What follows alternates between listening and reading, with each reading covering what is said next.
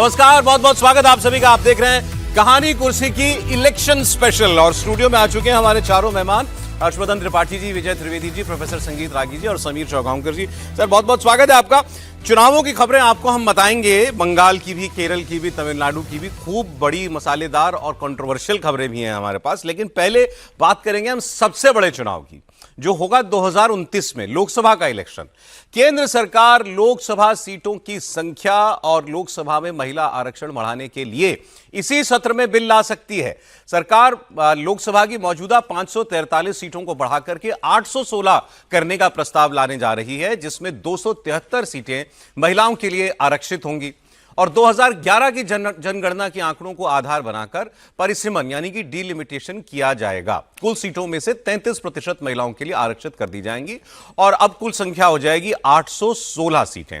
इस प्रस्तावित आंकड़े के हिसाब से महिलाओं के लिए 273 सीटें आरक्षित हो सकती हैं। आपको मालूम है ये विधेयक जो है नारी शक्ति वंदन अधिनियम, ये 2023 में आ चुका है और इसकी जो शर्त थी वो ये थी कि डिलिमिटेशन इसके लिए होना चाहिए। डिलिमिटेशन से पहले सेंसस होना जरूरी था। सेंसस की प्रक्रिया शुरू हो गई, लेकिन अब ये माना जा रहा है कि अगले लोकसभा इलेक्शन से पहले सेंसस के साथ डिलिमिटेशन कराना शायद मुमकिन ना होता, उसमें वक्त ज्यादा लगता। इसलिए सरकार 2011 के जनगणना के आंकड़ों को आधार मानकर के डिलिमिटेशन कर सकती है और इसी सत्र में 2 विधेयक लाए जा सकते हैं जो कि संविधान संशोधन विधेयक होंगे और उसमें 2011 के सेंसस के हिसाब से डिलिमिटेशन का आधार बनाकर के इन सीटों को बढ़ाने की प्रक्रिया आगे अंजाम दी जाएगी। और इंपॉर्टेंट यह है कि इसी सेशन में ये विधेयक आ सकते हैं। इसको लेकर सभी दोनों ही खेमे जो हैं वो अपनी अपनी तैयारी कर रहे हैं। ऑपोजिशन में मल्लिकार्जुन खड़गे जो कांग्रेस पार्टी के अध्यक्ष हैं, उन्होंने कल विपक्षी सांसदों के साथ एक अहम बैठक की थी। आज एनडीए नेताओं की बैठक में आगे का पूरा रोड मैप तय किया जाना है। सरकार के पक्ष से बताया गया है कि इसमें गृह मंत्री अमित शाह जो हैं वो सारी चीजों पर नजर रख रहे हैं और ऑपोजिशन ये मांग कर रहा है कि इस अगर ये काम सरकार करने जा रही है तो इसको लेकर ऑपोजिशन को भी कॉन्फिडेंस में लिया जाए, एक ऑल पार्टी मीटिंग की जाए। तो बहुत बड़ी खबर होगी ये और इसी सत्र में आ रहा है, ये और रेलेवेंट है। हमारे पॉलिटिकल एडिटर देवेंद्र पराशर हमारे साथ हैं इस खबर पर। और मैं बताऊं देवेंद्र, ये खबर हमको अभी 2-3 हफ्ते पहले ही ये दे चुके थे कि ये काम होने जा रहा है, तब शायद ये क्लैरिटी हमें नहीं थी कि ये कब होगा। तो देवेंद्र, अब ये इसी सत्र के अंदर ये विधेयक ले जाएंगे और क्या इंफॉर्मेशन है?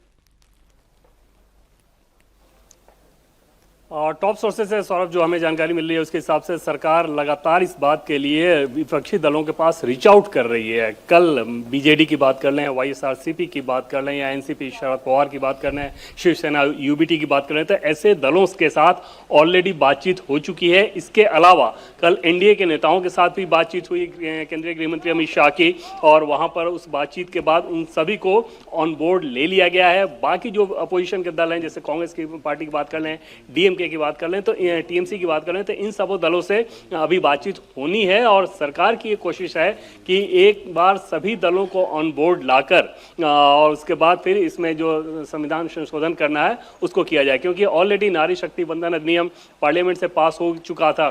तो उस कंडीशन में ये माना जा सकता है कि सभी दल तो उस पर सहमत हो जाएंगे आसानी के साथ, इस लिहाज से कि अगर डिलिमिटेशन का अभी के सेंसस के हिसाब से वेट किया जाए तो फिर महिलाओं के लिए रिजर्वेशन का जो काम है वो काफ़ी लंबा चल जाएगा, 2034 की लोकसभा तक खींच सकता है। सरकार ऐसा नहीं चाहती। सरकार ये चाह रही है कि 2029 में ही इस काम को कर दिया जाए और उस लिहाज से 2011 में जो जनगणना हुई थी उसको आधार बनाकर उसके आधार पर डिलिमिटेशन किया जाए। अभी संसद की जो लोकसभा की जो स्ट्रेंथ है 543 है, क्योंकि 2026 तक इसे सौरभ ब्लॉक किया गया था। पहले 2001 तक ब्लॉक किया गया था संख्या को लेके, उसके बाद जो 2008 में डिलिमिटेशन की सिफारिशें लागू हुई थी, जो कि 2001 के जनगणना के आधार पर 2002 में बनाया गया था, तो उसमें सिर्फ रीस्ट्रक्चरिंग था, संख्या में बढ़ोतरी नहीं हुई थी। यानी कि 543 की 543 लोकसभा सीट ही थी, बस क्षेत्रफल अलग अलग रीऑर्गेनाइज कर दिया गया था। इस बार 2011 के जनगणना के आधार पर डिलिमिटेशन करके सीटों की संख्या बढ़ाई जाएगी और वो 816 तक की जाएगी 543 से। दूसरी चीज सौरभ कि इसमें साउथ के स्टेट को ये चिंता थी कि ऐसा ना हो कि क्योंकि उन लोगों ने जनसंख्या कंट्रोल ज्यादा बेहतर तरीके से किया है तो इसका उन्हें पार्लियामेंट के स्ट्रेंथ के आधार पर नुकसान हो जाए, सीटों की संख्या में बढ़ोतरी हो लेकिन उनके यहां सीटों की संख्या में बढ़ोतरी ना हो। सरकार की तरफ से यह एश्योर किया जा रहा है कि जो प्रोपोर्शन अभी है इसी तरह का प्रोपोर्शन आगे भी लागू रहेगा और ये लोकसभा में भी होगा और ये विधानसभा में भी होगा और उसी के तहत सरकार सभी दलों के साथ रीच आउट करने की कोशिश कर रही है। जैसे सभी दल ऑन बोर्ड आ जाएंगे उसके बाद सरकार इस बिल को जल्द से जल्द लाना चाहती है और सरकार की कोशिश है कि 28-29 जो कि शनिवार रविवार को इस बार सत्र चल सकता है संसद का, उसमें पहले ही बातचीत हो चुकी है तो उस समय तक इस बिल को इंट्रोड्यूस किया जा सकता है और सभी दल सहमत होंगे तो इसी सत्र में इसको पास भी कराया जा सकता है। लेकिन ये निर्भर करेगा इस बात पर कि अपोजिशन के दल कितना ऑन बोर्ड आ पाते हैं। हालांकि सौरभ समझा जा सकता है कि पॉलिटिकल कंपल्सन इस प्रकार का रहेगा, कोई भी दल इस प्रावधान के खिलाफ नहीं जाना चाहेगा क्योंकि फिर उसके बाद महिलाओं के अंदर उसमें बहुत खराब मैसेज आएगा कि अमुक दल महिला रिजर्वेशन की मुखालफत कर रहे हैं। देवेंद्र, आपने सारी बातें बता ही दी और ऑपोजिशन पार्टीज भी आप कह रहे हैं कि इस पे ऑन बोर्ड होनी चाहिए। दक्षिण के राज्यों की जो चिंताएं थी उनको भी ख्याल में ले लिया गया है तो उस पर विवाद होना तो नहीं चाहिए, लेकिन एक बहुत बड़ा काम होगा ये इसी सत्र में अगर ये अंजाम दे दिया जाता है। बहुत शुक्रिया देवेंद्र पराशर आपका। समीर जी, और इसको लेकर के जो बैठकें वगैरह चल रही हैं, हम देख रहे थे कांग्रेस पार्टी काफी एक्टिव है, अपोजिशन पार्टीज बाकी दलों के साथ कल खड़गे साहब की मीटिंग हुई और अमित शाह जी एनडीए के फ्लोर लीडर्स के साथ मुलाकात कर रहे हैं। क्या तैयारी लग रही है देवेंद्र, जैसा बता रहे हैं इस सत्र में मुमकिन है?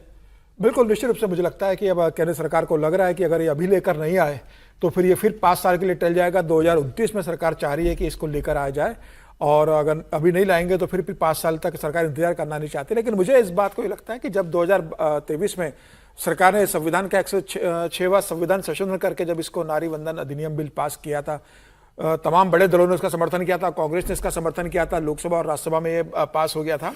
जब सरकार को ये पता था कि भाई ये परिसीमन होगा, जनगणना होगी, उसके बाद परिसीमन होगा, उसके बाद ये लागू होना है, तो सरकार 2011 की जनगणना पे क्यों अब जा रही है? भाई 15 साल के अंदर तो देश की जनगणना जनसंख्या बहुत बदली होगी और यही केंद्र सरकार ने कहा था कि 2000 की जो जनगणना हुई थी वो बहुत साइंटिफिक तरीके से नहीं हुई थी, उसमें अंदर बहुत ज्यादा इफ एंड बट्स है। तो हम 2021 में जो करेंगे बहुत प्रॉपर जनगणना होगी और उसके आधार पर परिसीमन होगा और उसके आधार से सीटें तय होगी। अब 15 साल पुरानी की जनगणना के आधार पर आप 2029 के अंदर मुझे लगता है करने जा रहे हो। अगर सरकार की योजना थी तो 2021 के बाद आप 2022, 2023 में प्राथमिकता के आधार पर देश में जनगणना करवाते और उसके बाद परिसीमन करवाते और उसके बाद जो आप कह रहे हैं वो ठीक तो है, लेकिन वो ये कि सेंसस लेट हुआ एक तो हमारे यहाँ अब नहीं मुमकिन लग रहा होगा। नहीं, मैं इस बात नहीं, ये सरकार मुझे लगता है सर सरकार ने अपने स्तर पर लापरवाही कर रही है। 2021 में अगर आप जनगणना नहीं करवा पाए, आप 22 में करवाते, आप 23 में करवाते, आप 24 में शुरुआत करवा पाते, 5 साल आप जनगणना नहीं करवा पा रहे और अब आप कह रहे हो कि हम 2011 के हिसाब से करेंगे। मतलब पूरा 15 साल पुरानी जो जनगणना है, कह रहा हूं आपकी बात बिल्कुल वाजिब है, लेकिन फिर भी अगर इसको ये 29 के इलेक्शन में इंप्लीमेंट हो जाए तो वो बड़ा काम हो जाएगा। हाँ, निश्चित रूप से बड़ी बात होगी। लेकिन अब परिसीमन कैसा होगा, किस तरीके से होगा, सब तमाम राजनीतिक दलों को आपको सहमति बनाने को, क्या आपको लोकसभा में आप 2/3 बहुमत से पास करवाना है तो आपको तमाम दलों की सहमति इसके अंदर लगेगी। सरकार बताइए ऑपोजिशन पार्टीज क्या कह के इसका विरोध करेंगी? 23 में जब ये आया था एक्ट, जब ये बना तो उस वक्त जब सबको मालूम था कि 24 के इलेक्शन में लागू नहीं हो सकता तो सब ऑपोजिशन पार्टीज ने कहा था कि ये तो झुंझुना है, ये तो लॉलीपॉप है, ये तो अभी करना ही नहीं है इनको। अब अगर ये और 5 साल के लिए टल जाएगा तो फिर क्या वो उचित बात होगी? और इस वक्त कैसे ऑपोजिशन इसका विरोध करेगा? एक बात जो अभी देवेंद्र ने बताया कि दक्षिण के राज्यों की एक आपत्ति थी कि भाई हमने बेहतर मैनेज किया है जनसंख्या वृद्धि दर को, तो हमें इसका नुकसान नहीं होना चाहिए कि हमारी रिप्रेजेंटेशन लोकसभा में कम हो जाए। तो जो सेम प्रोपोर्शन जिसमें सभी राज्यों में अब सीटें बढ़ सकती हैं, अब उसका अनुमान ही है। तो जैसे यूपी में 80 हैं तो ये माना जा रहा है कि 120 सीटें हो सकती हैं, पश्चिम बंगाल की 42 की 63 हो सकती हैं, उड़ीसा की 21 की 32, झारखंड की 14 की 21 सीटें हो सकती हैं, दिल्ली की 7 से बढ़ के 11 की जा सकती है, मध्य प्रदेश की 14 से बढ़ के 21 हो सकती हैं, तेलंगाना 17 से बढ़ के 23, आंध्रा 25 से बढ़ के 38, तमिलनाडु 39 से बढ़ के 59, 20 सीटें तमिलनाडु में बढ़ सकती हैं, केरल की 10 सीटें बढ़ सकती हैं, 20 से बढ़ के 30 हो सकती हैं, कर्नाटका की 28 सीटें लोकसभा की बढ़ के 42 हो सकती हैं, महाराष्ट्र की दूसरा सबसे बड़ा राज्य 48 सीटें, उसमें 72 सीटें हो सकती हैं लोकसभा की, गुजरात 26 की 39, राजस्थान 25 की 38, हरियाणा 10 की 15, पंजाब में 13 से 20 सीटें जो हैं वो की जा सकती हैं। तो एक ही अनुपात में बढ़ाने की बात की जा रही है, लेकिन इंपॉर्टेंट फिर वही हमने आपसे कहा कि इसी सत्र में सरकार तैयारी कर रही है लाने की, और 2029 के इलेक्शन में महिलाओं को उनका यह हक दे दिया जाए, ये सरकार की इस वक्त मंशा दिखाई लाइन रह गई थी मेरी ये कि प्रधानमंत्री मोदी ने जब यह नारीवंदन बिल शक्तिवंदन बिल जब पास किया था, तो प्रधानमंत्री मोदी ने बहुत स्पष्ट कहा था कि अगला लोकसभा चुनाव में महिलाओं को 33% आरक्षण देंगे, और महिलाओं की संख्या हम चाहते हैं कि विधानसभा और लोकसभा में बढ़े। तो मुझे लगता है जो प्रधानमंत्री मोदी का कमिटमेंट था वह सरकार पूरा करना चाह रही है, और एक अच्छी शुरुआत है कि 2029 में हर्षवर्धन जी बताइए, बड़ा काम इस वक्त आरक्षण। इसी सत्र में करने की तैयारी में सरकार। नहीं, मुझे लगता है कि बहुत दूरदृष्टि रखकर नरेंद्र मोदी की सरकार ने काम किया है। आप इसको सिर्फ यूं मत देखें कि सीटें बढ़ रही हैं। सीट बढ़ने से पहले लोकसभा तैयार हो गई, राज्यसभा तैयार हो गई बढ़ी हुई सीटों के लिहाज से, नंबर 1। नंबर 2 ये कि चूंकि बीच में लगातार इस तरह की घटनाएं हुई, कोविड काल हुआ, दूसरी चीजें हुई, और फिर चुनाव आ गया, तो वो बड़ा विचित्र होता। आप 2021 में वो देखते हैं, उसके बाद अगर उसको शुरू करते तो 2024 का चुनाव आ जाता, उसके बीच में सेंसस चल रहा होता, जो सबसे बड़ी मुश्किल होती है ऐसी चीजों में। अभी सरकार ने सेंसस का प्रोसेस शुरू किया है, शुरू होगा वो अप्रैल से, लेकिन प्रोसेस शुरू कर दिया है। उसके लिए उन्होंने एक बाकायदा पोर्टल कर दिया है कि उस पर आप जाके रजिस्टर करिए और अपना एक नंबर ले लीजिए, जिससे जब वो आए तो आसानी हो, जो आपके घर वो एनुमरेशन फॉर्म लेकर आए। इसका सीधा सा मतलब हुआ कि सरकार को वो टाइमलाइन पता है, यानी 26 में शुरू होगा तो 27-28 के पहले तो हर हाल में हो जाएगा। 29 का लोकसभा चुनाव वो पूरी तरह से 33% महिला आरक्षण के साथ, और महिला आरक्षण हो तो किसी भी तरह से ये ना लगे कि उनको हिस्सा किसी का दिया गया, उनको अपना हिस्सा मिला है। और जो जनसंख्या बढ़ी हुई है उसके अनुपात में, जैसे मान लीजिए कि जहां 2 लोकसभा सीटें हैं वहां 3 लोकसभा सीट हो जाएंगी। एक इसको अगर बहुत आसानी समझे कि वो 543 और 816 को समझे तो सीधे सीधे वो बढ़ जाएगी, 1.5 गुना लगभग हो जाएगी जो लोकसभा की सीटें हैं। तो मुझे लगता है कि ये एक बेहतर तरीका, हाँ ये जरूर है कि इनको टाइम फ्रेम में सेंसस कंप्लीट करना है, और इसका विरोध तो देखिए कोई करने की स्थिति में नहीं। क्या मतलब, अगर विरोध करेंगे तो महिलाओं के आरक्षण का विरोध करेंगे, इतना साहस है क्या? विरोध भी ये होगा कि आप बताओ ना, कॉन्स्टिट्यूएंसी कैसे बनाओगे आप? नहीं, कॉन्स्टिट्यूएंसी अब यूपी की 80 की आप 120 कॉन्स्टिट्यूएंसी करोगे, डिलिमिटेशन करोगे। आज ये कॉन्स्टिट्यूएंसी किसी और कॉन्स्टिट्यूएंसी में मिलेगी, नई कॉन्स्टिट्यूएंसी क्रिएट की जाएंगी, तो वो तो बात होगी ही ना। तो वहां पे जो स्थानीय नेता हैं उन लोगों की नेतागिरी का सवाल है। सीधा सा प्रोसेस है ना, ये डिलिमिटेशन नहीं हो रहा है कि कोई विधानसभा इधर से उधर चली जाएगी, ये प्रॉपर पूरी की पूरी लोकसभा की ही बदलेगी। यानी मैंने जो उसे उदाहरण के लिए किया, अब जैसे मैं एक उदाहरण के लिए कहता हूं, मैं अपने शहर से बता देता हूं जो मेरी समझ बनती है।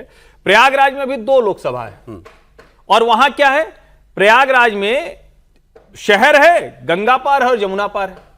अब फूलपुर वाली में भी शहर आता है, इलाहाबाद वाली में भी शहर आता है, तो दोनों तरफ की 2 अलग लोकसभा हो गई, बीच की शहर की एक तीसरी लोकसभा हो जाएगी। मतलब एक ये तरीका निकाला जाएगा। जब उसमें आप कहेंगे तो जनसंख्या, तब तीसरा मैं आ रहा हूं, नहीं मैं वही बता रहा हूं, तब उसमें जनसंख्या जुड़ेगा। कि ऐसा तो नहीं कि एक कोई लोकसभा है जिसमें जनसंख्या बहुत ज्यादा हो, तब आप उसमें नए तरीके से डिलीट, और उसके प्रोसेस के लिए तो बाकायदा एक तैयारी होगी। वो कोई ऐसा थोड़ी ना है कि मोदी अमित शाह तय करके वो कर देंगे कि ये सर, आपको इस पे विरोध की क्या गुंजाइश दिखाई देती है? पहले तो मुझे ये नहीं समझ में आया कि बजट का जब आखिरी हफ्ता आ गया तब इतना जो देश की महिलाओं के प्रति जो प्रेम उमड़ा है सरकार का, वो क्यों उमड़ा है? अब तो आखिरी हफ्ता है, इससे बड़ा सेशन तो कोई होता नहीं है बजट से सेशन बड़ा पार्लियामेंट का। अगला आ जाएगा सर। हाँ अगला आ जाएगा, नहीं मैं तो कह रहा हूँ कि अभी लास्ट सेशन है। दूसरी बात, जिस काम के लिए बनाया गया ये विधानसभा, आपने देखा था नारीवंदन अधिनियम जब बना तो उसकी संभावना थी कि 888 सीटें होंगी लोकसभा में। 888 888 880 के करीब सीटें होनी है। अब आपने कहा 816 हो जाएगी। क्यों हो जाएगी 816? जब 888 प्रोपोर्शन सेम रखने की, हाँ तो प्रोपोर्शन नहीं, प्रोपोर्शन सेम नहीं, क्योंकि आप सेंसस पे 2011 पर चल रहे हो। आप 2021 के 2011 में क्या थी हमारी आबादी? 121 करोड़, आज हो गई है 147 करोड़। तो 26 करोड़ लोग तो आउट हो गए इससे, सिस्टम से, उनको रिप्रेजेंटेशन नहीं मिला ना एक तरह से। कैसे वोट तो बनेगा सबका, वोट तो नहीं, वोट तो समझिए आप। दूसरी बात समझिए, एकोमोडेटेड नहीं, दूसरा इसका जो काम था, आप समझिए ना बात को बारीक से, मैं इस पूरे सिस्टम को जानता हूँ। इसका पहला बेसिक काम क्या था? नारीवंदन अधिनियम से पहले डिलिमिटेशन का और लोकसभा की सीटें बढ़ाने का, कि हमारी बहुत मिसरिप्रेजेंटेड पार्लियामेंट्री और असेंबली सीट्स हैं। किसी में 30-40 लाख तक के भी वो हैं वोटर, किसी में 6 लाख, 2 लाख, 3 लाख भी हैं। तो एक तो उसको बैलेंस करने का काम था, पहला काम। नारीबंदी अधिनियम को छोड़ दीजिए, पहले लोकसभा की बात कीजिए, तो उससे वो 888 सीटें बन रही थी। 888 सीटें आपने बनाई क्यों? ये बहाना तो आबादी का था, इसलिए था क्योंकि जो सांसद हैं, पुरुष सांसद, वो अपना हिस्सा छोड़ने को तैयार नहीं थे। ठीक है, आपने कहा महिलाओं को आरक्षण दे रहे हैं, लेकिन ये महिलाओं का आरक्षण नहीं था, ये पुरुषों को संतुष्ट करने का तरीका था कि भाई आपकी सीट कहीं नहीं जा रही, ये 276 हम extra seat create extra seat की, ठीक है, उसमें भी कोई परेशानी नहीं है। अब इस एक्स्ट्रा सीट को कैसे करेंगे? ये चल रही है आपके उस पर, रोटेशन पे, रोटेशन पर। तो रोटेशन का नुकसान क्या है मुझे बताइए? रोटेशन का नुकसान यह है कि प्रयागराज की ए सीट है, फूलपुर सीट, जिसपे इस बार महिला आरक्षण हो गया, उसमें महिला एमपी बन गई। अगली बार वो सीट नहीं होगी, तो वो जो महिला एमपी है वो अगली बार नहीं आना है, तो उसको क्यों काम करना है? सर वो फिर बहुत नहीं, लंबी नहीं, बहस हो नहीं, जाएगी, ये सर, तब से बहस चल रही है। अच्छा, आपको पॉइंट का है मुद्दा बहस का। दूसरा एक और जो जिस पर विरोध होने वाला है वो है ओबीसी का। आप इतना परेशान क्यों हैं? सरकार को परेशान होने दीजिए। अभी है ओबीसी का मुद्दा। जब ये बिल पास हो रहा था उस दिन जल्दी में बहुत सारे लोगों ने विरोध किया, इसमें भारतीय जनता पार्टी के भी एमपीज हैं। और यदि आपको हिस्ट्री पता हो, मैं 1996 में जब बजट ये पहली बार आया तब से लेकर आज तक ओबीसी को लेकर मुद्दा चल रहा है। उमा भारती जैसे लोग और तमाम तरीके के लोग उसमें जुड़े हुए हैं, तो ओबीसी महिलाओं का रिप्रेजेंटेशन इसमें नहीं है। सर बिल तो आ जाने दीजिए, अभी तो खबर केवल इतनी दी आई है। नहीं, मैं बता रहा हूँ ना, सरकार वो आगे नहीं बढ़ होगा रही है इस उसमें पर। ओबीसी पर। तो ओबीसी के लिए पहले होगा कि नहीं होगा उसमें? ओबीसी में पार्लियामेंट का पूरा रिप्रेजेंटेशन बदलना पड़ेगा ना। अभी ओबीसी में भी तो रिजर्वेशन नहीं है। फिर तीसरा संकट क्या आने वाला है, मतलब मैं कारण बता रहा हूँ, इसमें ये नहीं कह रहा कि नहीं होगा, कि लोकसभा की भवन तो आपने बना दिया नया, बढ़िया किया। विधानसभाओं में भी तो ये सारी सीटें बढ़ने वाली हैं। हाँ जी, ये 50% सीटें बढ़ रही है, आप इसका एवरेज देख लीजिए, 50% बढ़ रही है। तो वो विधानसभाएं कैसे चलेंगी? विधानसभाओं में बढ़ना ही है इसके लोकसभा के साथ साथ ही बढ़ना है। ठीक है, ठीक है, बिना विधानसभाओं के बढ़ना लोकसभा बढ़ेगा ही नहीं। ओके, इसको भी समझ लीजिए, क्योंकि ये जो कह रहे हैं ना सर कि वो बीच में से कर देंगे, ऐसा नहीं है। विधानसभाओं को पहले बनाना पड़ेगा, विधानसभाओं का नंबर बढ़ेगा, उससे तो लोकसभा सीट बनेगी ना। वो ये सर जैसे वो कहते हैं devil is in the details. तो अब ये डिटेल्स आ गए हैं, इसके बाद लेकिन ये प्रोफेसर साहब मुर्गी से अंडा पूछूंगा। नहीं हो सकता ना, क्योंकि एक चुनाव तो पहले होगा। अगर 29 में लागू करना है तो इतनी विधानसभाओं के जो चुनाव 29 के बाद होने, उनका आप कैसे पहले चेंज कर देंगे? ये तो नहीं हो सबको, सकता। अरे एक से प्रोफेसर साहब डिलिमिटेशन होता है उसकी प्रक्रिया 2011 के जनगणना के आधार पर ये काम होने जा रहा है। एक लाइन सौरभ जी याद आ गई, बोल देने दीजिए। महिलाओं को मत बांटिए भाई, जनरल ओबीसी एससी एसटी। पुरुषों को बांटी है। अब वो बटे हुए तो क्या करें, लेकिन तो महिला तो एक कॉन्स्टिट्यूंसी है ना। अब जो महिलाओं में भी आप कहिएगा कि ये यहां से आए, यहां से आए। जो व्यवस्था व्यवस्था जो व्यवस्था हो वो पूरी संसद के लिए होगी। नहीं, संसद वो के एक लिए, हिस्से के लिए, 2/3 के लिए क्यों उसकी होगी? एससी एसटी की व्यवस्था। फिर आप लोग गलत बात कर रहे हैं, आप लोग एंटी कॉन्स्टिट्यूशनल बात कर रहे हैं। विजय जी भी वही बात कर रहे हैं। एंटी कॉन्स्टिट्यूशनल कुछ नहीं होता, पुरुषों की कोई ओबीसी नहीं है, हो जाएगा। पहले साफ साफ इसको समझिए। ये विजय जी ने जो कहा वो गलत बोल रहे हैं। ओबीसी सांसदों की कोई व्यवस्था नहीं। हाँ, तो वही तो मैं कह रहा हूँ। नहीं है, अगर हो तो दोनों की हो सर, तो इसीलिए मैं कह रहा हूं कि नहीं, जो मैं कह रहा व्यवस्था हूं, है जब बिल प्रोफेसर साहब क्यों कोई है? एतराज की बात है क्या इसमें? मैं ये कह रहा हूँ, जब बिल पास हुआ था तब ओबीसी की बात हुई थी उसको लेकर। देखिए, शरद यादव जी को याद कीजिए, और जो आरक्षण, महिला आरक्षण की बात है, उन्होंने क्या कहा था? कहा कि जो बलकटी महिलाएं हैं उनके ये सारे कहाँ कौन लोग आएंगे यदि रिजर्वेशन महिलाओं का नहीं होता, महिलाओं के बीच रिजर्वेशन नहीं होता, यानी रिजर्वेशन विद इन रिजर्वेशन नहीं होता, तो फिर ये इसका लाभ कौन ले जाएगा? सवर्ण महिलाएं ही ले जाएंगी। यानी कि ओबीसी आरक्षण और दलित आरक्षण, महिलाओं के बीच की मांग ये जरूर उठेगी। और जो विजय जी कहते हैं, मैं उससे बिल्कुल सहमत हूं कि ये भारतीय जनता पार्टी की तरफ से भी उठेगा और अन्य पार्टियां तो उठाएंगी ही उठाएंगी। तो ये इतना आसान भी नहीं होने वाला है। ये मुद्दा भारतीय जनता पार्टी कल जाकर के सरकार इसको स्वीकार कर लेती है तो कोई बात नहीं होती है, और स्वीकार कर लेती है तो फिर बाकी इसके और कॉम्प्लिकेशंस आने वाले दिनों में राजनीतिक तौर पर भी होंगे, इसकी संभावना से भी कोई इनकार नहीं कर सकता है। दूसरी बात, विजय जी जो कह रहे थे कि जो विधानसभा के अंदर जो है जब तक नहीं करते हैं तब तक इसको आप नहीं कर पाएंगे, मुझे लगता है कि ये ठीक, ये गलत है। लोकसभा के अंदर यदि हो जाता है, लोकसभा का होता है, तो उससे कोई दिक्कत नहीं होती। आने वाले दिनों में विधानसभाओं को करना पड़ेगा, ठीक बात है। ठीक है कि नहीं? ये अनिवार्यता नहीं है। हाँ, नहीं, ये अनिवार्यता नहीं है। आने वाले दिनों में उसी अनुसार से विधानसभा के लिए, और जो कॉम्प्लिकेशन वो कह रहे हैं ना कि अभी तो विधानसभा के सीटों में जैसे सीट आखिर जो हॉल होगा जिसमें वो बैठेंगे उसकी तो संख्या लिमिट है ना, तो क्या वो विधानसभा भवन को भी विस्तार देना पड़ेगा एकोमोडेट करने के लिए जनसंख्या जो बढ़ती है रिप्रेजेंटेशन उसके लिए? तो ये आने वाले दिनों का मुद्दा है। जो भारतीय जनता पार्टी का लक्ष्य था कि हम महिलाओं को, और मजेदार बात यह है कि जब ये नारी वंदन अधिनियम, ये कानून पास किया गया था तो उस समय ऐसा नहीं था। विपक्ष के लोगों ने भी ये आवाज उठाई थी कि भाई 27 और 29 क्यों, अभी ही कर दीजिए, अभी करने में कोई किया था। तो ये सवाल वाजिब बन जाता है।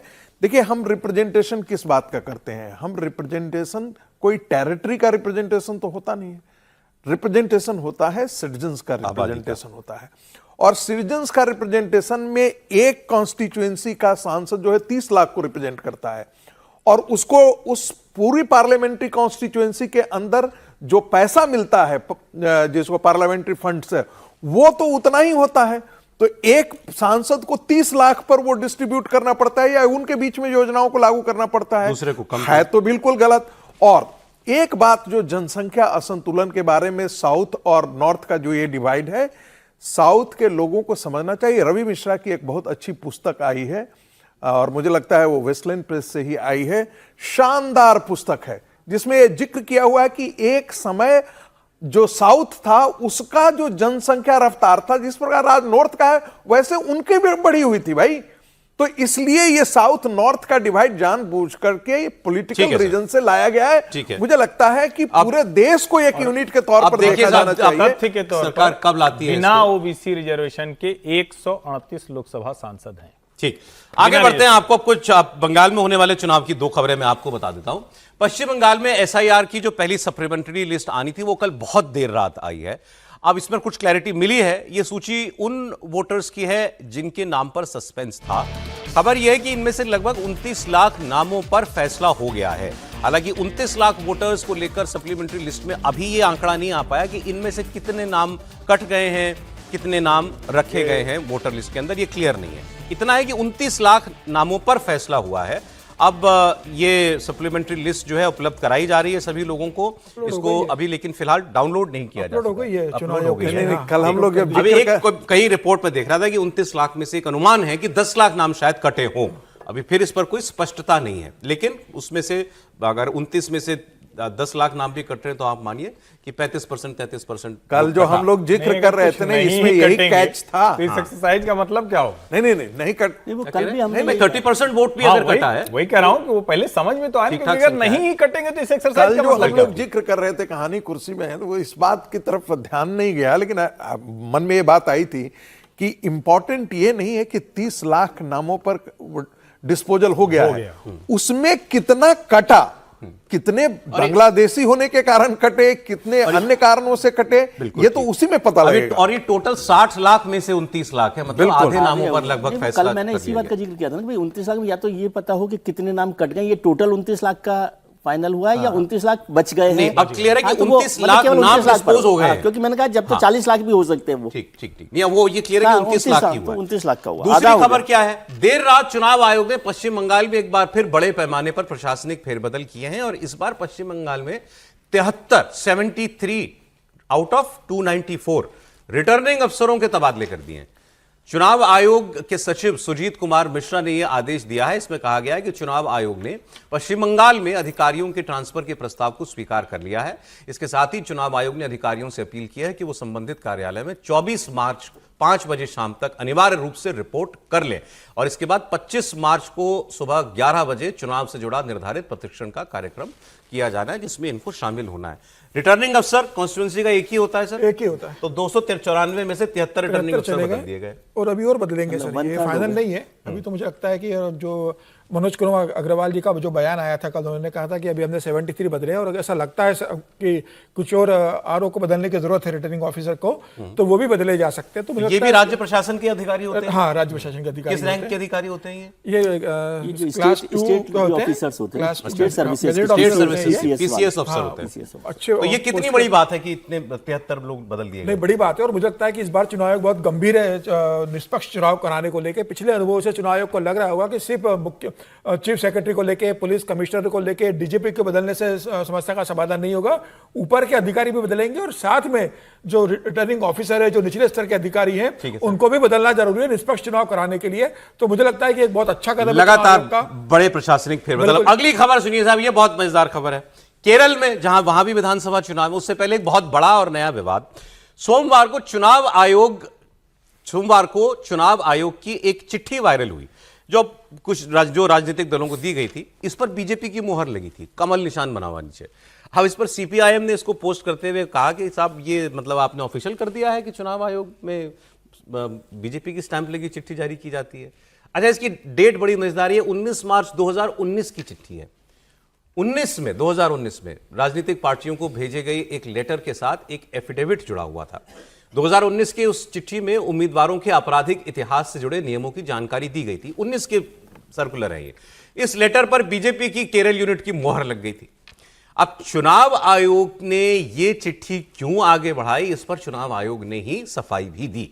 पहले तो ये खबर फर्जी नहीं है, खबर मतलब चुनाव आयोग ने इस पर रिस्पॉन्ड किया, खबर सही है। चुनाव आयोग ने ये कहा कि ये क्लेरिकल एरर है। ये क्लेरिकल एरर है कि हमारे एक अधिकारी ने गलती से 2019 की ये चिट्ठी जो बीजेपी ने हमको किसी मामले में भेजी थी, इसीलिए ये बीजेपी दफ्तर का इस पर वो स्टैंप लगा हुआ है, ये हमारी कॉरेस्पॉन्डेंस में राजनीतिक पार्टियों को गलती से चली गई। ये क्लेरिकल एरर है और इस पर वो व्यक्ति जो है उसको शायद सस्पेंड भी कर दिया गया है। कौन बताएगा सर इस पर? ये सर नहीं, कैसे हो सकता है? इस पे मुझे लगता है बताना क्या है, ये बेहद गंभीर है और इसकी जितनी स्पष्टता दी गई, क्लरिकल एरर कह के चुनाव आयोग नहीं बच सकता है।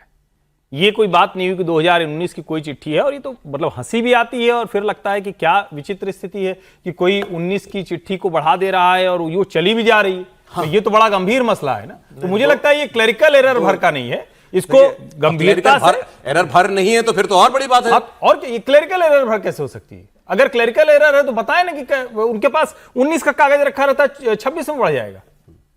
सर देखिए, यदि इलेक्शन कमीशन के किसी अधिकारी के द्वारा साइन हो और उस पर भारतीय जनता पार्टी का स्टंप हो, तब तो वह वाकई गंभीर बात है।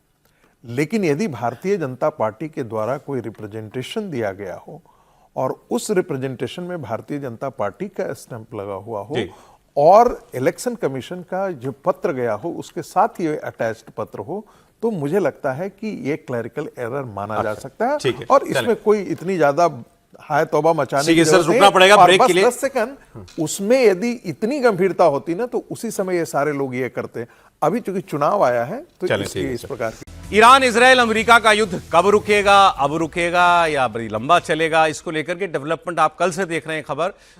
ट्रंप ने यह ऐलान किया कल कि हमने मिडिल ईस्ट के युद्ध को 5 दिनों के लिए, हमने जो कहा था कि स्ट्रेट ऑफ हॉर्मुज नहीं खुलता है तो हम इनके ऊर्जा संस्थानों पर हमला करेंगे, उन हमलों को 5 दिनों के लिए टाल दिया है। हमारी ईरान से बातचीत 2 दिन हुई, अच्छी बातचीत हुई, हमारी बड़ी टॉप लेवल पर बातचीत चल रही है और हम अभी फिलहाल वो हमले नहीं करेंगे। लेकिन नॉर्मल अटैक जो हो रहे हैं वो हो रहे हैं, केवल उनके ऊर्जा संस्थानों पर हमले नहीं किए जाएंगे।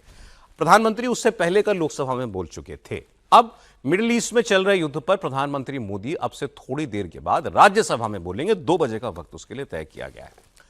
कल लोकसभा में जो बात कही थी वो तब तक की परिस्थितियों के आधार पर थी, उसके बाद से परिस्थितियां बदल गई हैं। उनके भाषण के बाद ट्रंप ने 5 दिन के इस सो कॉल्ड सीज फायर या लिमिटेड सीज फायर का ऐलान कर दिया है। बातचीत की पहल को लेकर की भी जानकारी दे दी है। तो अब आज प्रधानमंत्री कल से अलग क्या कहते हैं ये देखना होगा। ऑपोजिशन में एक नया हमारे यहां पर एक हंगामा शुरू हुआ, नया विवाद शुरू हुआ, वो इस वजह से कि इस युद्ध में मध्यस्थता भारत क्यों नहीं कर रहा है। पाकिस्तान और तुर्की का नाम सामने लिया जा रहा है कि ये देश हैं कि ये ट्रंप और ईरान के बीच बातचीत करवा रहे हैं। एक्चुअली ट्रंप ने कल पहले एक सोशल मीडिया पोस्ट के जरिए 5 दिन के इस लिमिटेड सीज फायर का ऐलान किया उसके बाद उनके बहुत सारे बयान आए, एक्चुअली 3 जगह वो बोले। उसके बाद पहले उन्होंने कहा कि ईरान के टॉप लीडर से हमारी बात हो रही है, लेकिन वो सर्वोच्च लीडर नहीं है, सुप्रीम लीडर खामेनेई नहीं है। वो सम्मानित नेता हैं, लेकिन मैं उनका नाम नहीं बताऊंगा क्योंकि वो मारे जा सकते हैं। फिर ट्रंप ने कहा ईरान से बहुत अच्छी बातचीत हो रही है, हो सकता है 5 दिन के बाद युद्ध की नौबत ही खत्म हो जाए। नेतन्याहू ने भी कंफर्म किया कि मेरी ट्रंप से बातचीत हो रही है और बातचीत के जरिए इजरायल और अमेरिका के हितों को ध्यान में रखते हुए कोई फैसला लिया जाएगा। और दावा किया जा रहा है कि अमेरिका और ईरान को बातचीत की टेबल पर लाने के लिए 3 देश, तुर्की, मिस्र और पाकिस्तान, इन्होंने कोई बड़ा रोल निभाया है। और इसके लिए पहले पाकिस्तान के प्रधानमंत्री शहबाज शरीफ ने ईरान के राष्ट्रपति मसूद पेजेश्कियान से बात की। कल ही ये हुई। कल ही ऐसी खबरें आने लग गई कि अमेरिका के राष्ट्रपति डोनाल्ड ट्रंप की पाकिस्तान के सेना प्रमुख आसिम मुनीर से भी बात हुई है। फिर तुर्की और मिस्र के विदेश मंत्री ने ईरान के विदेश मंत्री अब्बास अरागची से बात की। इसके बाद व्हाइट हाउस में इनके जो दोस्त हैं स्टीव विटकॉफ और ईरान के विदेश मंत्री अरागची की भी बात हुई।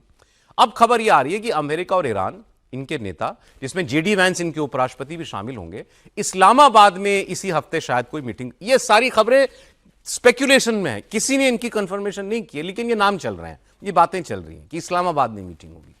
ईरान की तरफ से कौन इसमें शामिल होगा इसका कोई खुलासा अभी तक नहीं किया, लेकिन यह भी माना जा रहा है कि ट्रंप जिस ईरानी लीडर से बात करने का दावा कर रहे हैं वो वहां की संसद के स्पीकर हैं। अब हमारे यहां जो मैं आपको बता रहा था हंगामा हुआ इस खबर के आने के बाद, सवाल यह पूछा जा रहा है कि आखिर पाकिस्तान इंटरनेशनल स्टेज पर इतनी बड़ी भूमिका अदा कर रहा है, भारत पीछे छूट गया। ये big boys conversation, Congress party के प्रवक्ता ने लिखा कि भारत इस बिग बॉयज कॉन्वर्सेशन का हिस्सा नहीं है, तो बड़ी शर्मनाक बात है। पाकिस्तान को उस टेबल पे जगह मिली, हमको नहीं मिली। आप देखिए कांग्रेस पार्टी के सांसद आज भी ये बात कह रहे थे। भारत का प्रधानमंत्री भारत के स्टैंड को क्लियर करते, भारत के बताते कि भारत क्या करेगा। पाकिस्तान मध्यस्थता करा रहे हैं, हम कहाँ खड़े हुए हैं। जो देश आतंकवाद को पहुंचने का काम करता है वही देश मध्यस्थता करा रहा है, तो इससे बड़ी बात क्या। लेकिन प्रधानमंत्री और क्या उम्मीद आप कर रहे थे प्रधानमंत्री के वक्तव्य में? नहीं, प्रधानमंत्री को भारत का स्टैंड तो क्लियर करना चाहिए कि हम कहाँ खड़े हुए हैं। हॉर्मुज पे जो उन्होंने बोला अटैक्स और तमाम चीजों नहीं, हॉर्मुज पे अटैक बोले, ईरान को तबाह और बर्बाद कर दिया, उसके ऊपर क्या स्टैंड है हमारा? एक लफ्ज भी आप खामनेई साहब की मौत के ऊपर नहीं बोले। क्या खामनेई साहब जो देश के सर्वोच्च नेता है, अगर उनको मारा गया है तो उनके ऊपर तो प्रधानमंत्री की तरफ से 2 लफ्ज आने चाहिए थे, नहीं आए। पहले हमारे ऑपोजिशन कांग्रेस पार्टी कह रही थी कि आपने ईरान को अकेला छोड़ दिया, आपने कांग्रेस और इजराइल को, आपने अमेरिका और इजराइल की साइड ले ली। अब वो कह रहे हैं कि इस युद्ध में आपका कोई स्टेक क्यों नहीं है, आप क्यों नहीं है इस मामले के मीडिएटर? पाकिस्तान को ये बड़ा रोल जो है वो कैसे मिल गया त्रिपाठी जी? नहीं, देखिए, अगर ये सही है, क्योंकि कुछ मीडिया रिपोर्ट्स में आ रहा है, अगर ये सही तो ये सचमुच चिंता की बात है। ये बाकी जो विपक्ष कर रहा है उसको छोड़ दीजिए, उसकी बात बाद में करेंगे।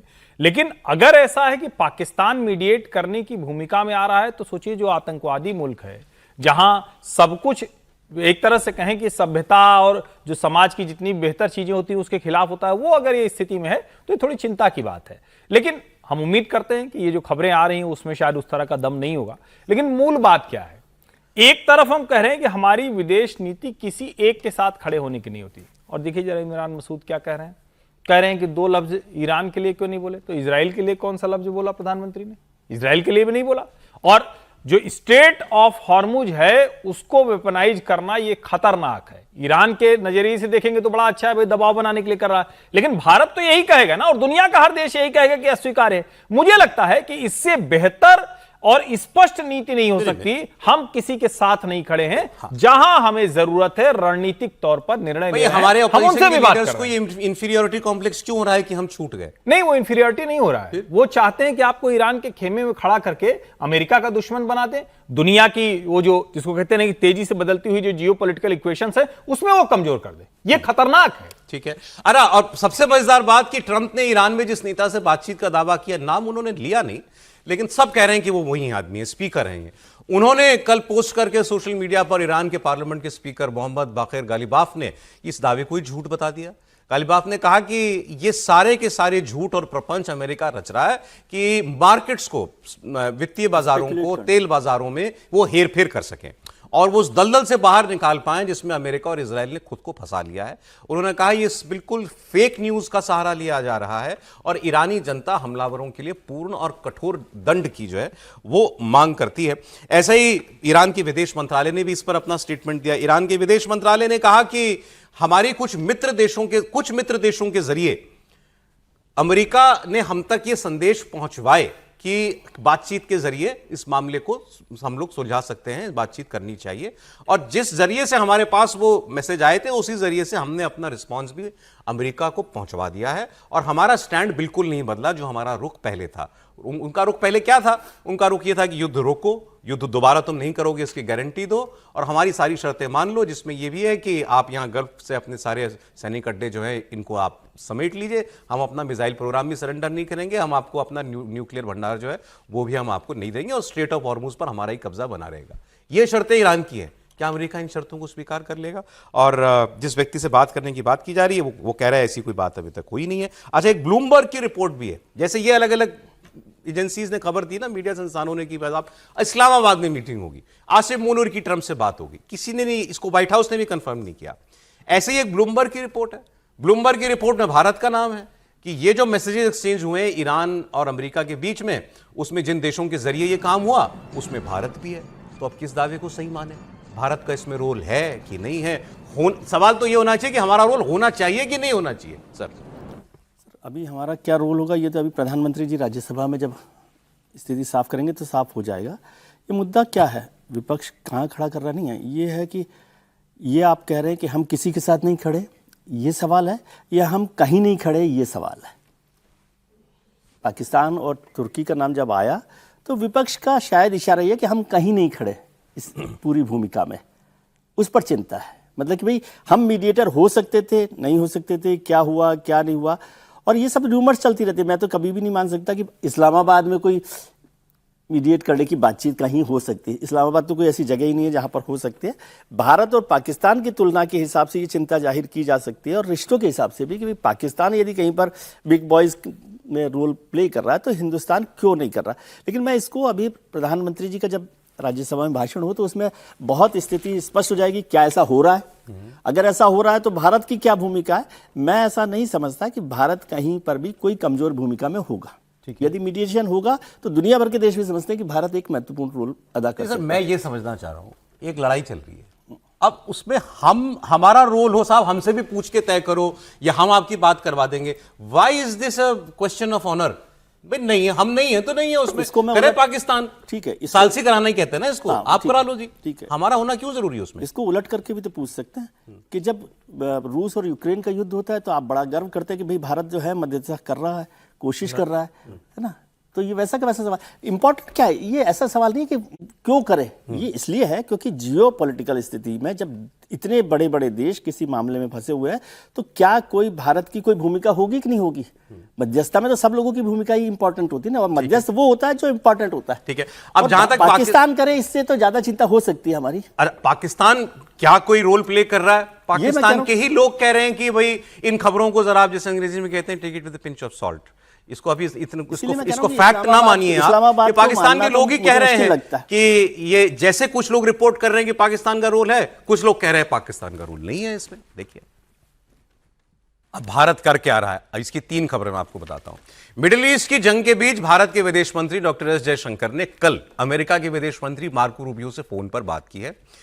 जयशंकर ने ही सोशल मीडिया पर पोस्ट करके बताया कि उनकी अमेरिका के विदेश मंत्री के साथ एक लंबी बातचीत हुई जिसमें मिडिल ईस्ट के हालात, उससे दुनिया की अर्थव्यवस्था पर पड़ने वाले असर पर बात हुई, खास तौर पर ऊर्जा सुरक्षा को लेकर चिंता भी जाहिर की गई और आगे भी संपर्क में रहने का भरोसा दिया गया है। विदेश मंत्री ने इसके अलावा गल्फ कोऑपरेशन काउंसिल के जीसीसी के सदस्य देशों के राजदूतों से कल मुलाकात की है। इस बैठक में सऊदी अरब, यूएई, बहरीन, ओमान, कुवैत और कतर के राजदूत शामिल हुए। सभी ने मिडिल ईस्ट के हालात पर अपने विचार साझा किए और विदेश मंत्री ने इन देशों को वहां रह रहे भारतीय लोगों के समर्थन के लिए धन्यवाद भी दिया। तीसरी खबर, अमेरिका के डिपार्टमेंट ऑफ वॉर में जो पॉलिसी विभाग है उसके अंडर सेक्रेटरी आज भारत के दौरे पर हैं। कुछ लोग कह रहे हैं कि ये भी उड़ान भरते भरते भरते उसी दिशा से आ रहे हैं। तो ये भी तो अब ये सारी बातें जब हो रही हैं, अमेरिका के विदेश मंत्री भी कल ही बात कर रहे हैं जब ट्रंप इतना बड़ा ऐलान कर रहे हैं, तो क्या भारत का इसके अंदर कोई स्टेक और कोई रोल नहीं है? जैसा सर ने कहा, मैं भी इंतजार करूंगा आज प्रधानमंत्री जो बोलते हैं उसका। देखिए बातचीत हो रही है, नहीं हो रही है, अभी सब हवा में है, स्पेकुलेशन में है, और इसे ना आप पूरी तरीके से खारिज कर सकते हैं और नहीं इसे पूरी तरीके से एक्सेप्ट कर सकते हैं जब तक कि दोनों पक्षों से इसको सर्टिफाई नहीं कर दिया जाए। यदि ईरान कह देता तो भी बात समझ में आती थी, लेकिन ईरान इस प्रकार के कोई बातचीत नहीं कर रहा है। लेकिन जब ये युद्ध चल रहा है तो ऐसी स्थिति में भारत का आपने देखा होगा कि प्रधानमंत्री जी ने लगभग खाड़ी के सारे देशों से बातचीत किया। सिर्फ खाड़ी देशों से बात नहीं किया, इजराइल में भी बात किया, बहरीन में भी बात किया, सभी से। एक टर्की को छोड़ दीजिए, इजिप्ट को छोड़ दीजिए, तो बाकी सारे देशों के राष्ट्र अध्यक्षों के साथ उन्होंने बातचीत की। तो बातचीत में युद्ध को रुकवाने के बारे में जरूर बात की हुई। कल प्रधानमंत्री जी बोल रहे थे कि भाई हम भारत के हितों को लेकर के वहां पर ये है, भारत का किसमें हित है ये ज्यादा इंपॉर्टेंट हमारे लिए हो जाता है। और हमारे लिए उसमें भारत का हित वर्तमान यही है कि एनर्जी सिक्योरिटी हमारे लिए होता रहे, हार्मुज खुला हो रहा है, उस पर प्रधानमंत्री का बहुत ये कोई मुद्दा है कि पाकिस्तान क्यों है उसमें और हम क्यों नहीं है, जो कांग्रेस करके लोग कह रहे हैं। देखिए, ये बातें मुद्दा है नहीं, लेकिन होती है। देखिए, यदि कोई दुनिया के बहुत बड़े मीडिएशन में पाकिस्तान यदि वहां पर हो तो ये बात जरूर निकल करके आएगी कि आप क्यों नहीं। भाई, आपके ही यहाँ कोई एक बहुत बड़ा फंक्शन है, उसमें आपको बुला ले और हमें नहीं बुलाए तो लोग तो पूछेंगे ना आप गए थे या नहीं गए थे। ये हो जाती है ऐसी बातें ना। तो नहीं, को बेटा को देखा है नहीं मैं इसको एनेक्डोट की तरफ लीजिए। ठीक है, स्वाभाविक तौर पर भारत एक बड़ी ताकत है, वैश्विक ताकत है, लेकिन जरा उसी समय बात कर लें, रसिया कहां खड़ा है? रसिया उसमें क्यों नहीं मध्यस्थता में शामिल है? चीन इतना बड़ा ताकतवर, दूसरा बड़ा सबसे बड़ा ताकतवर देश है, चीन के उसके दोनों को दोस्त कहते हैं ट्रम्प, दोनों को दोस्त का है। देखिए, सब कोई अपनी अपनी इस शतरंज के विसात पर अपने अपने मोहरे लेकर के खड़ा है। अब भारत भी उसमें खड़ा है। अब पहली बात कहिए कि भारत कहीं नहीं है। वैसे तो सबसे पहला सवाल यह होना चाहिए था कि ट्रंप जो कह रहे हैं उस पर यकीन कितना करें। ट्रंप या तो हो सकता है कोरा ब्लफ कर रहे हो। मैंने उनका कल का एक स्टेटमेंट सुना, उससे मुझे तो यही खदशा हुआ कि शायद ब्लफ है। बाकी आप उनका बयान सुनिए। उन्होंने बताया कि मेरी बड़े टॉप लेवल पर बात हो रही है। तो लोगों ने नाम पूछा, साहब किससे बात हो रही है? बोले मैं नाम नहीं बता सकता, मारा जाएगा। कौन मार रहा है ईरान में नेताओं को? आप ही तो मार रहे हैं। अरे इजराइल और अमेरिका ही मार रहा है ना। और वो ये कह रहे हैं बड़ा टॉप लेवल का आदमी है। नहीं। वो सुने तो कह रहे हैं टॉप लेवल का आदमी है, जिम्मेदार आदमी है, और वो इस वक्त बड़ा पावरफुल है और वो ही फैसले ले रहा है। तो ईरान में जो आदमी फैसले ले रहा है वो उसको ईरान के लोग मार देंगे। आयतुल्लाह को किसने मारा? लारीजानी को किसने मारा? आईआरजीसी के चीफ को किसने मारा? किससे खतरा है उस आदमी को ईरान के अंदर? आपसे नहीं तो किससे? तो ये मुझे लगा कि ट्रंप साहब थोड़ा गड़बड़ा गए। आप बयान सुन लीजिए सर, आप भी देखिएगा। Speaking with Mr. President. A top person. Don't forget, we've wiped out the leadership phase 1, phase 2, and largely phase 3. But we're dealing with the man who I believe is the most respected and the leader. It's a little tough. We've wiped out everybody. Is that the Supreme Leader? No, not the Supreme Leader. We don't. Not much talk. Well, nobody heard of the second Supreme Leader, the son. Are these direct? Nobody. We have not heard from the son. Every once in a while, you'll see a statement made, but we haven't. We don't know if he's living. But the people that seem to be running it, and they seem that based on really fact, because things they've said have taken place. Mr. President, I can't. Mr. President, I know you've deployed. Because I don't want them to be killed.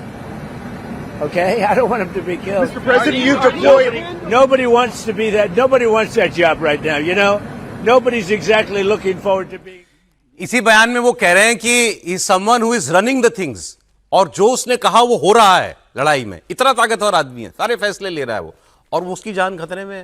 Sameer जी, देखिए, मैं Trump के इस बयान को बहुत गंभीरता से नहीं लेता हूं। मैं तो उस बयान को उसी रूप में देखता हूं जिस तरीके से ट्रंप ने कहा था कि भारत और पाकिस्तान के बीच उन्होंने सीज फायर रुकवा दिया, लगातार बोलते रहे और जिसका खंडन भारत करते रहे।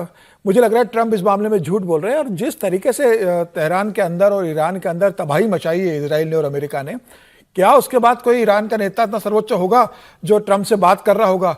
ट्रंप के इस बयान के तुरंत बाद ईरान के तमाम टॉप लीडर्स का बयान है, चाहे आईआरजीसी के चीफ हो, चाहे उनके राष्ट्रपति हो, चाहे उनको तमाम लीडर हो, सबने ये बोल दिया कि हमारी कोई बातचीत नहीं हुई है, हम अभी युद्ध रोकने के पक्ष में नहीं है, हम हमले जारी रखेंगे, हमारी ट्रंप पे किसी बात पर भरोसा नहीं है।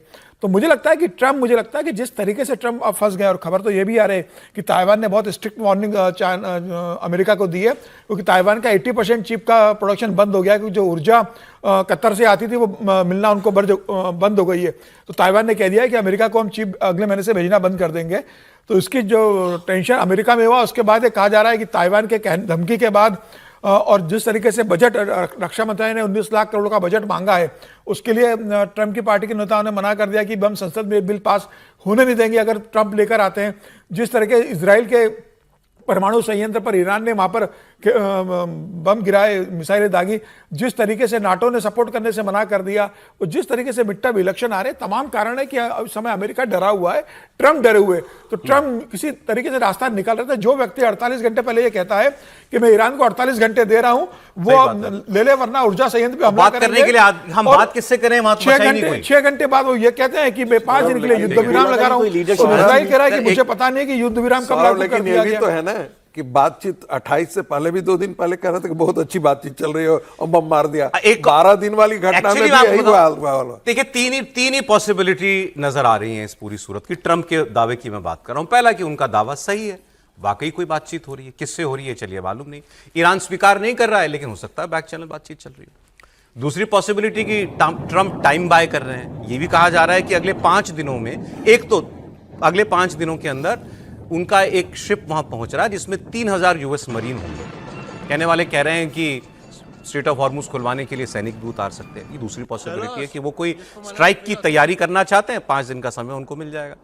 तीसरी पॉसिबिलिटी ये है कि युद्ध रोकने के ऐलान के पीछे दरअसल पैसा बनाया गया है। ट्रंप ने कल ऐलान किया कि हम 5 दिन के लिए हमले रोक रहे हैं। उससे 15 मिनट पहले इंटरनेशनल मार्केट पे $550 मिलियन, $500 बिलियन का लेन देन हुआ है क्रूड को लेकर के। क्योंकि इनके ऐलान होते ही क्रूड की कीमतें नीचे आ गई, शेयर बाजार ऊपर उठ गए, और जिसके बारे न्यारे होने थे वो हो गए। $580 मिलियन की ट्रेडिंग ट्रंप के ऐलान के ठीक 15 मिनट पहले हुई है। तो क्या इसमें केवल पैसा बनाया गया है? और पैसा बनाने के लिए अमेरिका का राष्ट्रपति क्या ऐसे ऐलान कर भी सकता है? अब ट्रंप है तो हम ना हाँ कह सकता हूं ना कह सकता।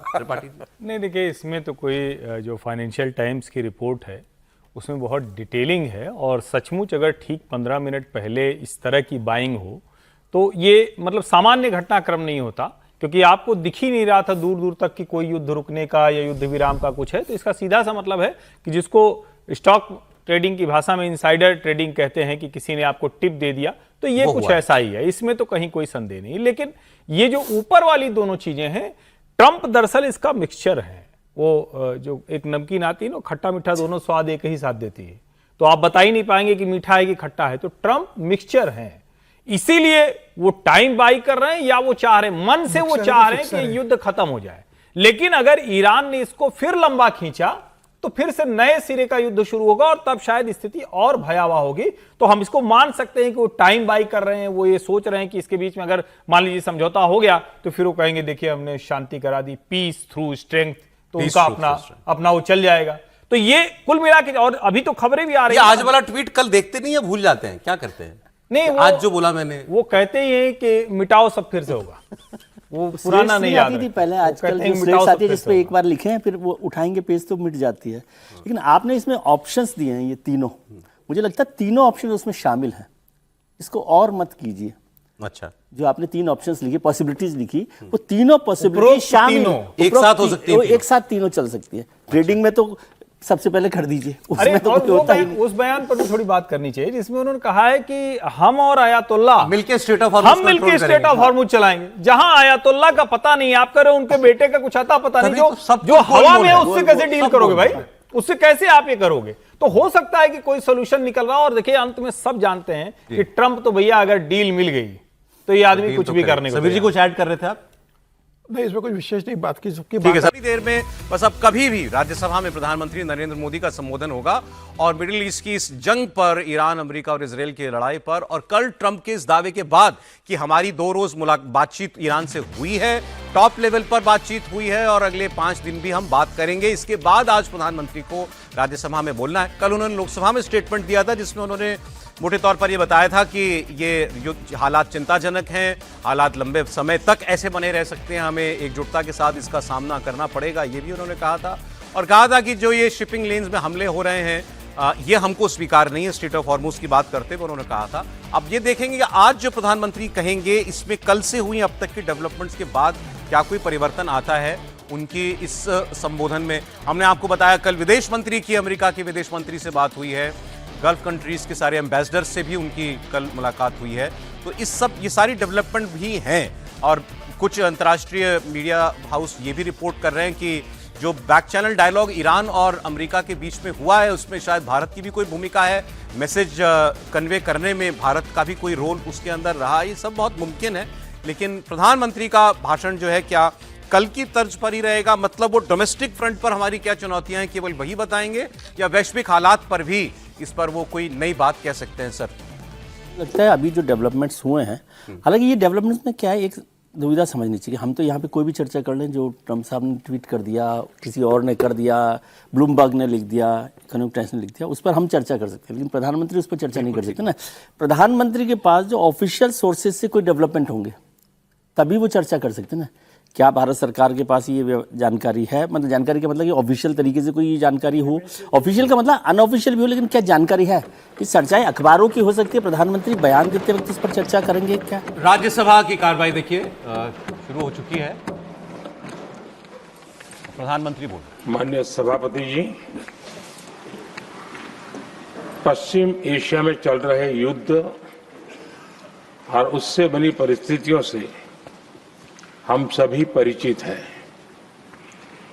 मैं आज संसद के उच्च सदन के सामने और देशवासियों के सामने इन विकट परिस्थितियों पर सरकार का पक्ष साझा करने के लिए उपस्थित हुआ हूं। पश्चिम एशिया में चल रहे इस युद्ध को 3 सप्ताह से अधिक का समय हो चुका है।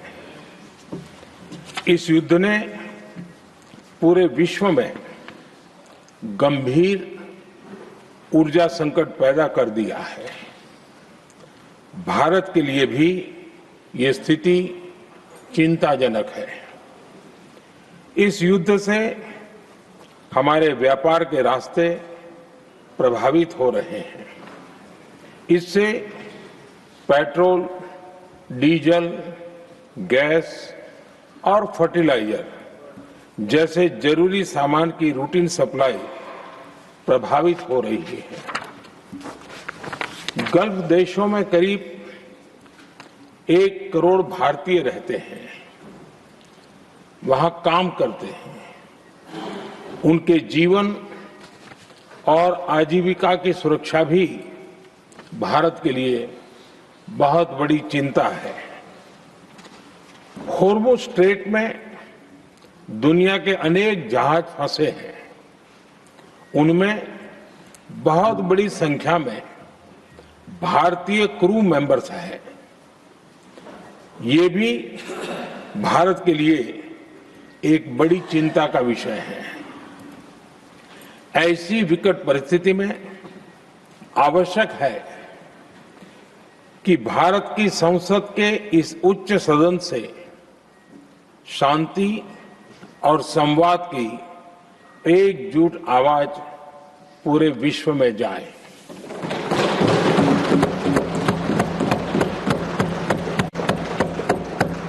सभापति जी, युद्ध की शुरुआत के बाद से मैंने पश्चिम एशिया के ज्यादातर देशों के राष्ट्राध्यक्षों के साथ 2 राउंड फोन पर बात की है।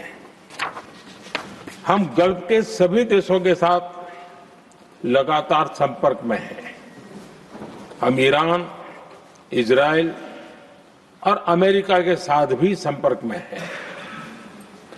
हमारा लक्ष्य डायलॉग और डिप्लोमेसी के माध्यम से क्षेत्र में शांति की बहाली का है। हमने डी एस्केलेशन और हॉर्मुज़ स्ट्रेट खोले जाने पर भी उनसे बात की है। कमर्शियल जहाजों पर हमला और हॉर्मुज़ स्ट्रेट जैसे अंतर्राष्ट्रीय जलमार्ग में रुकावट अस्वीकार्य है। भारत ने नागरिकों पर, सिविल इंफ्रास्ट्रक्चर पर, एनर्जी और ट्रांसपोर्ट से जुड़े इंफ्रास्ट्रक्चर पर हमलों का विरोध किया है। भारत डिप्लोमेसी के जरिए युद्ध के इस माहौल में भी भारतीय जहाजों के सुरक्षित आवागमन के लिए सतत प्रयास कर रहा है। भारत ने इस समस्या के समाधान के लिए संवाद का ही रास्ता सुझाया है। इस युद्ध में किसी के भी जीवन पर संकट मानवता के हित में नहीं है। इसलिए भारत का सतत प्रयास सभी पक्षों को जल्द से जल्द शांतिपूर्ण समाधान के लिए प्रोत्साहित करने का है। सभापति जी, संकट की स्थिति में देश विदेश में भारतीयों की सुरक्षा हमारी बहुत बड़ी प्राथमिकता है। युद्ध शुरू होने के बाद से लेकर अब तक 3,75,000 से अधिक भारतीय सुरक्षित भारत लौट चुके हैं।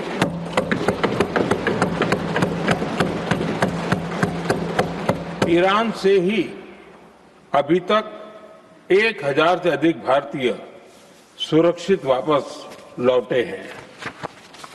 इनमें 700 से अधिक मेडिकल की पढ़ाई करने वाले युवा हैं। हमारी सरकार संकट के इस समय में पूरी संवेदनशीलता से काम कर रही है। सभी देशों ने वहां मौजूद भारतीयों की सुरक्षा का पूरा आश्वासन दिया है।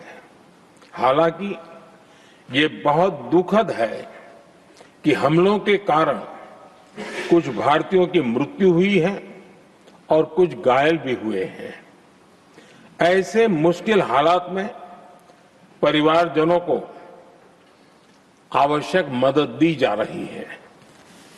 जो घायल है उनका बेहतर इलाज सुनिश्चित कराया जा रहा है। सभापति जी, होर्मुज स्ट्रेट विश्व व्यापार के सबसे बड़े रूट्स में से एक है। विशेष तौर पर कच्चे तेल, गैस और फर्टिलाइजर से जुड़ा परिवहन इस क्षेत्र से बहुत बड़ी मात्रा में होता है। युद्ध के बाद से ही होर्मुज स्ट्रेट में जहाजों का आना जाना बहुत चुनौतीपूर्ण हो गया है। लेकिन विपरीत परिस्थितियों के बावजूद हमारी सरकार ने संवाद से, कूटनीति के माध्यम से रास्ते बनाने का प्रयास किया है। प्रयास ये है कि जहां से भी संभव हो वहां से तेल और गैस की सप्लाई भारत पहुंचे। ऐसी हर कोशिश के नतीजे भी देश देख रहा है। बीते कुछ दिनों में दुनिया के अनेक देशों से कच्चा तेल और एलपीजी से भरे जहाज भारत आए हैं।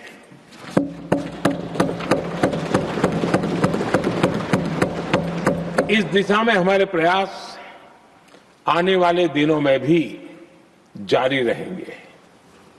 सभापति जी, भारत का प्रयास है कि तेल हो, गैस हो, फर्टिलाइजर हो, ऐसे हर जरूरी सामान से जुड़े जहाज भारत तक सुरक्षित पहुंचे।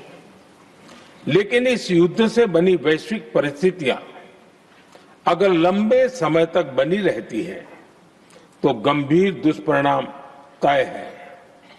इसलिए भारत ने अपनी रेजिलियंस बढ़ाने के लिए जो भी प्रयास बीते वर्षों में किए हैं उनको और गति दे रहा है। सभापति जी, कोई भी संकट हो वो हमारे हौसलों और हमारे प्रयास दोनों की परीक्षा लेता है। देश ऐसे संकटों का बेहतर तरीके से सामना कर सके, इसके लिए बीते 11 वर्षों में निरंतर निर्णय लिए गए हैं। एनर्जी इंपोर्ट का डाइवर्सिफिकेशन ऐसे ही प्रयासों का हिस्सा है। पहले क्रूड ऑयल LNG, LPG ऐसी एनर्जी जरूरतों के लिए 27 देशों से इंपोर्ट किया जाता था। वहीं आज भारत 41 देशों से एनर्जी इंपोर्ट करता है। बीते दशक में भारत ने संकट के ऐसे ही समय के लिए कच्चे तेल के भंडारण को भी प्राथमिकता दी है। हमारी तेल कंपनियां संकट के समय के लिए काफी मात्रा में पेट्रोल और डीजल का भंडार रखती हैं। बीते 11 वर्षों में 53 लाख मीट्रिक टन से अधिक का स्ट्रेटेजिक पेट्रोलियम रिजर्व भी डेवलप किया गया है और 65 लाख मीट्रिक टन से अधिक के रिजर्व की व्यवस्था पर देश काम कर रहा है। साथ ही बीते दशक में भारत की रिफाइनिंग कैपेसिटी भी अच्छी खासी बढ़ाई गई है। मैं आपके माध्यम से सदन को और देश को ये आश्वासन देना चाहता हूं कि भारत के पास क्रूड ऑयल के पर्याप्त स्टोरेज के और निरंतर सप्लाई की व्यवस्थाएं हैं। सभापति जी, हमारी सरकार की कोशिश है कि ईंधन के किसी एक ही स्रोत पर ज्यादा निर्भरता न रहे।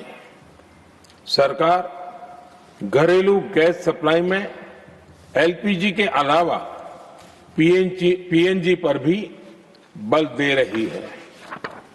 बीते दशक में देश में पीएनजी कनेक्शन पर अभूतपूर्व काम हुआ है। बीते दिनों में इस काम को और तेज किया गया है। साथ ही एलपीजी के घरेलू उत्पादन को भी बड़े पैमाने पर बढ़ाने का प्रयास किया जा रहा है। सभापति जी, बीते वर्षों में सरकार का निरंतर प्रयास रहा है कि हर सेक्टर में दूसरे देशों पर निर्भरता कम से कम हो, हम ज्यादा से ज्यादा आत्मनिर्भर हो, यही एकमात्र विकल्प है। जैसे भारत का 90% से अधिक ट्रेड विदेशी जहाजों पर होता है, ये स्थिति किसी भी वैश्विक संकट में भारत की स्थिति को और भी गंभीर बना देती है। इसलिए सरकार ने मेड इन इंडिया जहाज बनाने के लिए करीब 70,000 करोड़ रुपए का अभियान शुरू किया। भारत आज ship building, ship breaking, maintenance and overhauling ऐसी हर सुविधा के निर्माण पर तेज गति से काम कर रहा है। भारत अपने डिफेंस सेक्टर को भी अधिक रेजिलिएंट बना रहा है। बीते दशक में किए गए प्रयासों से भारत आज अपनी जरूरत के अधिकांश हथियार भारत में ही बना रहा है। एक समय था जब भारत अपने जीवन रक्षक दवाओं के कच्चे माल यानी एपीआई के लिए भी दूसरे देशों पर बहुत अधिक निर्भर था। बीते वर्षों में देश ने भारत में ही एपीआई इकोसिस्टम बनाने के लिए अनेक प्रयास किए हैं। इसी प्रकार रेयर अर्थ मिनरल्स में विदेशी निर्भरता को कम करने के लिए भी बड़े कदम उठाए जा रहे हैं।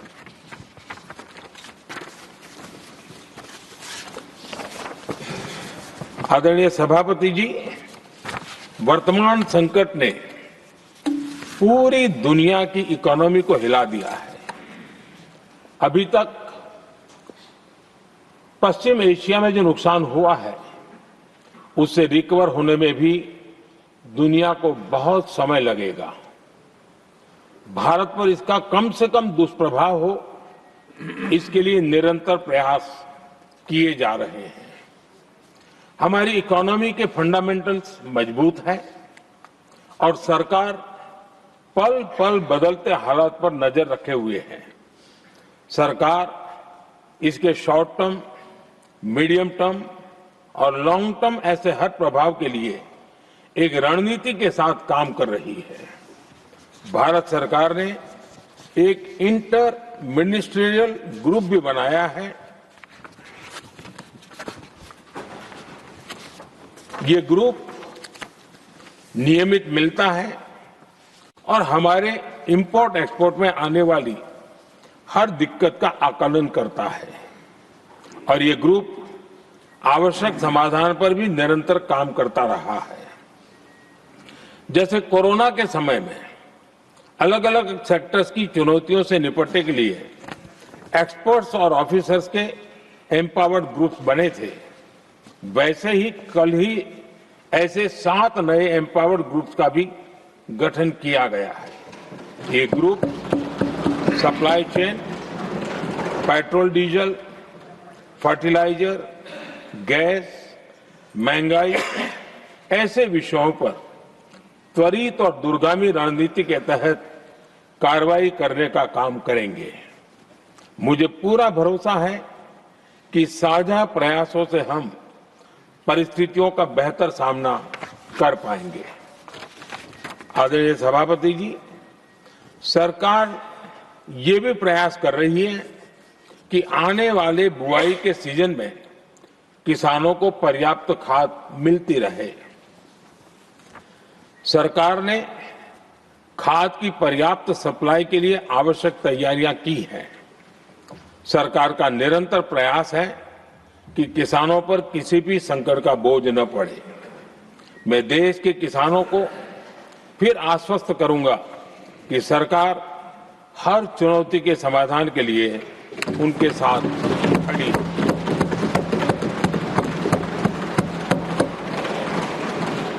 आदरणीय सभापति जी, ये राज्यों का सदन है।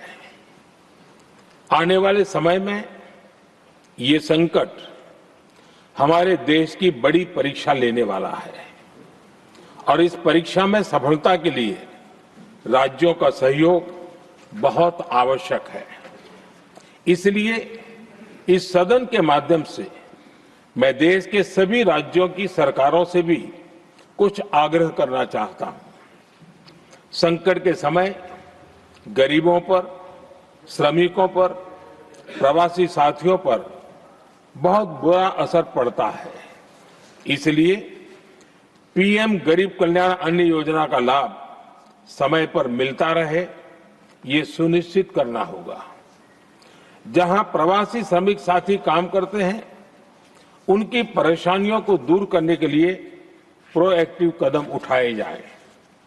ऐसी स्थितियों पर नजर रखने के लिए राज्य सरकारें विशेष व्यवस्थाएं करें तो इससे काफी सुविधा होगी। राज्य सरकारों को एक और चुनौती पर भी बहुत अधिक ध्यान देना होगा। ऐसे समय में कालाबाजारी करने वाले, जमाखोरी करने वाले बहुत एक्टिव हो जाते हैं। जहां से भी ऐसी शिकायतें आती हैं, वहां त्वरित कार्रवाई होनी चाहिए। जरूरी चीजों की सप्लाई निर्बाध चलती रहे, ये सुनिश्चित करना हर राज्य की प्राथमिकता होनी चाहिए। आदरणीय सभापति जी, मैं सभी राज्य सरकारों से एक अनुरोध और करना चाहता हूं। संकट चाहे कितना भी बड़ा हो, भारत की तेज ग्रोथ बनाए रखना हम सभी का दायित्व है। हमें इसके लिए हर जरूरी कदम, हर जरूरी रिफॉर्म्स तेजी से करते रहने होंगे। ये राज्य सरकारों के पास बहुत बड़ा अवसर भी है। ये टीम इंडिया की भी बहुत बड़ी परीक्षा है। कोरोना के महासंकट में केंद्र और राज्यों ने टीम इंडिया बनकर कोविड मैनेजमेंट का एक बेहतरीन मॉडल सामने रखा था। अलग अलग पॉलिटिकल पार्टी की सरकारें होने के बावजूद टेस्टिंग, वैक्सीनेशन से लेकर जरूरी चीजों की आपूर्ति टीम इंडिया के प्रयासों से ही सुनिश्चित हो पाई थी। हमें उसी भावना के साथ आगे भी काम करना है। सभी राज्य सरकारों और केंद्र सरकार के प्रयासों से देश इस गंभीर वैश्विक संकट का प्रभावी रूप से सामना कर पाएगा।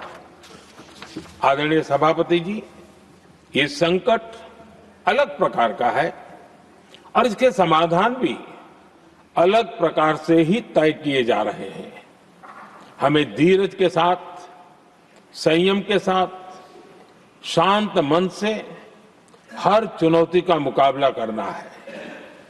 आदरणीय सभापति जी, जैसा कि हम देख रहे हैं कि इस युद्ध को लेकर पल पल में हालात बदल रहे हैं, इसलिए मैं देशवासियों से भी कहूंगा कि हमें हर चुनौती के लिए तैयार रहना ही होगा।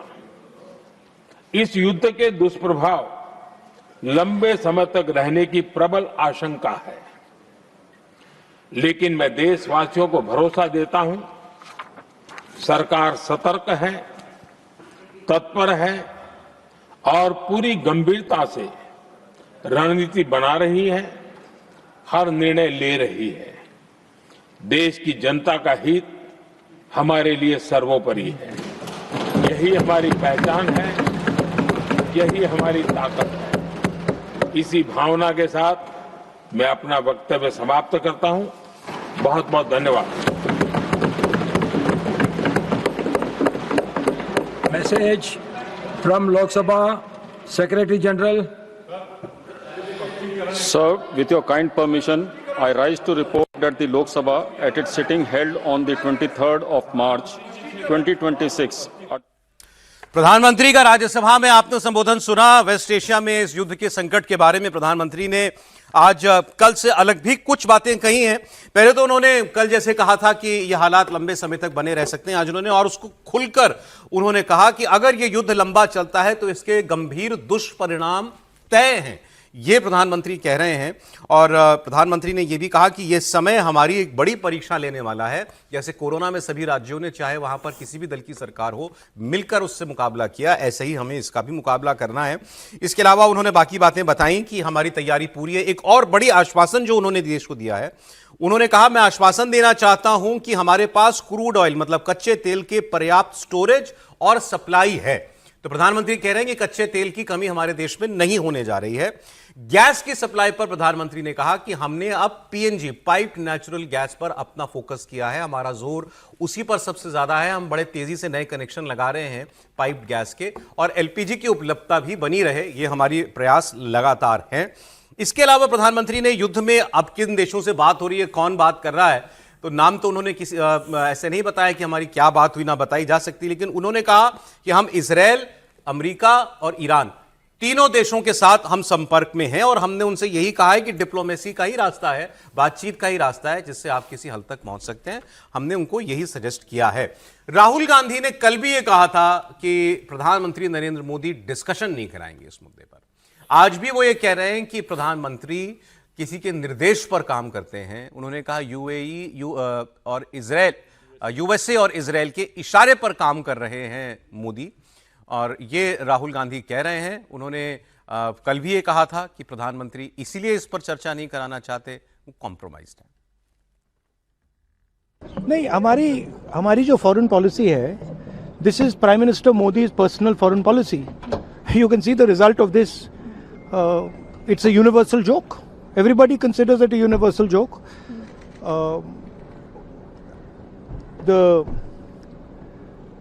Donald Trump knows exactly what Mr. Modi can do and what Mr. Modi cannot do. So, if the Prime Minister is compromised, our foreign policy is compromised. It's obvious. तो सबको दिख रहा है. US डील कर दी, कल मतलब irrelevant भाषण कर दिया। मतलब इंडिया का प्राइम मिनिस्टर है, इंडिया के प्राइम मिनिस्टर हैं, दिखना चाहिए कि हिंदुस्तान के प्राइम मिनिस्टर हैं। पोजीशन क्या है? कोई पोजीशन ही नहीं है।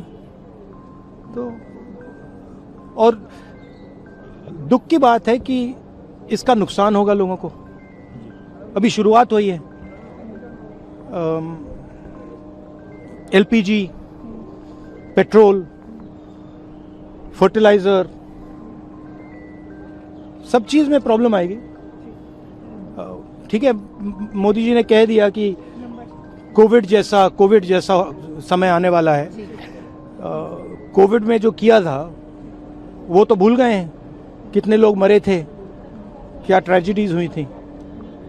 तो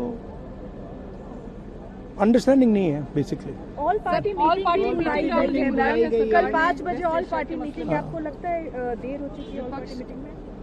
नहीं, अब मैं तो वहाँ नहीं हूँगा क्योंकि मेरा तो केरला में प्रोग्राम है।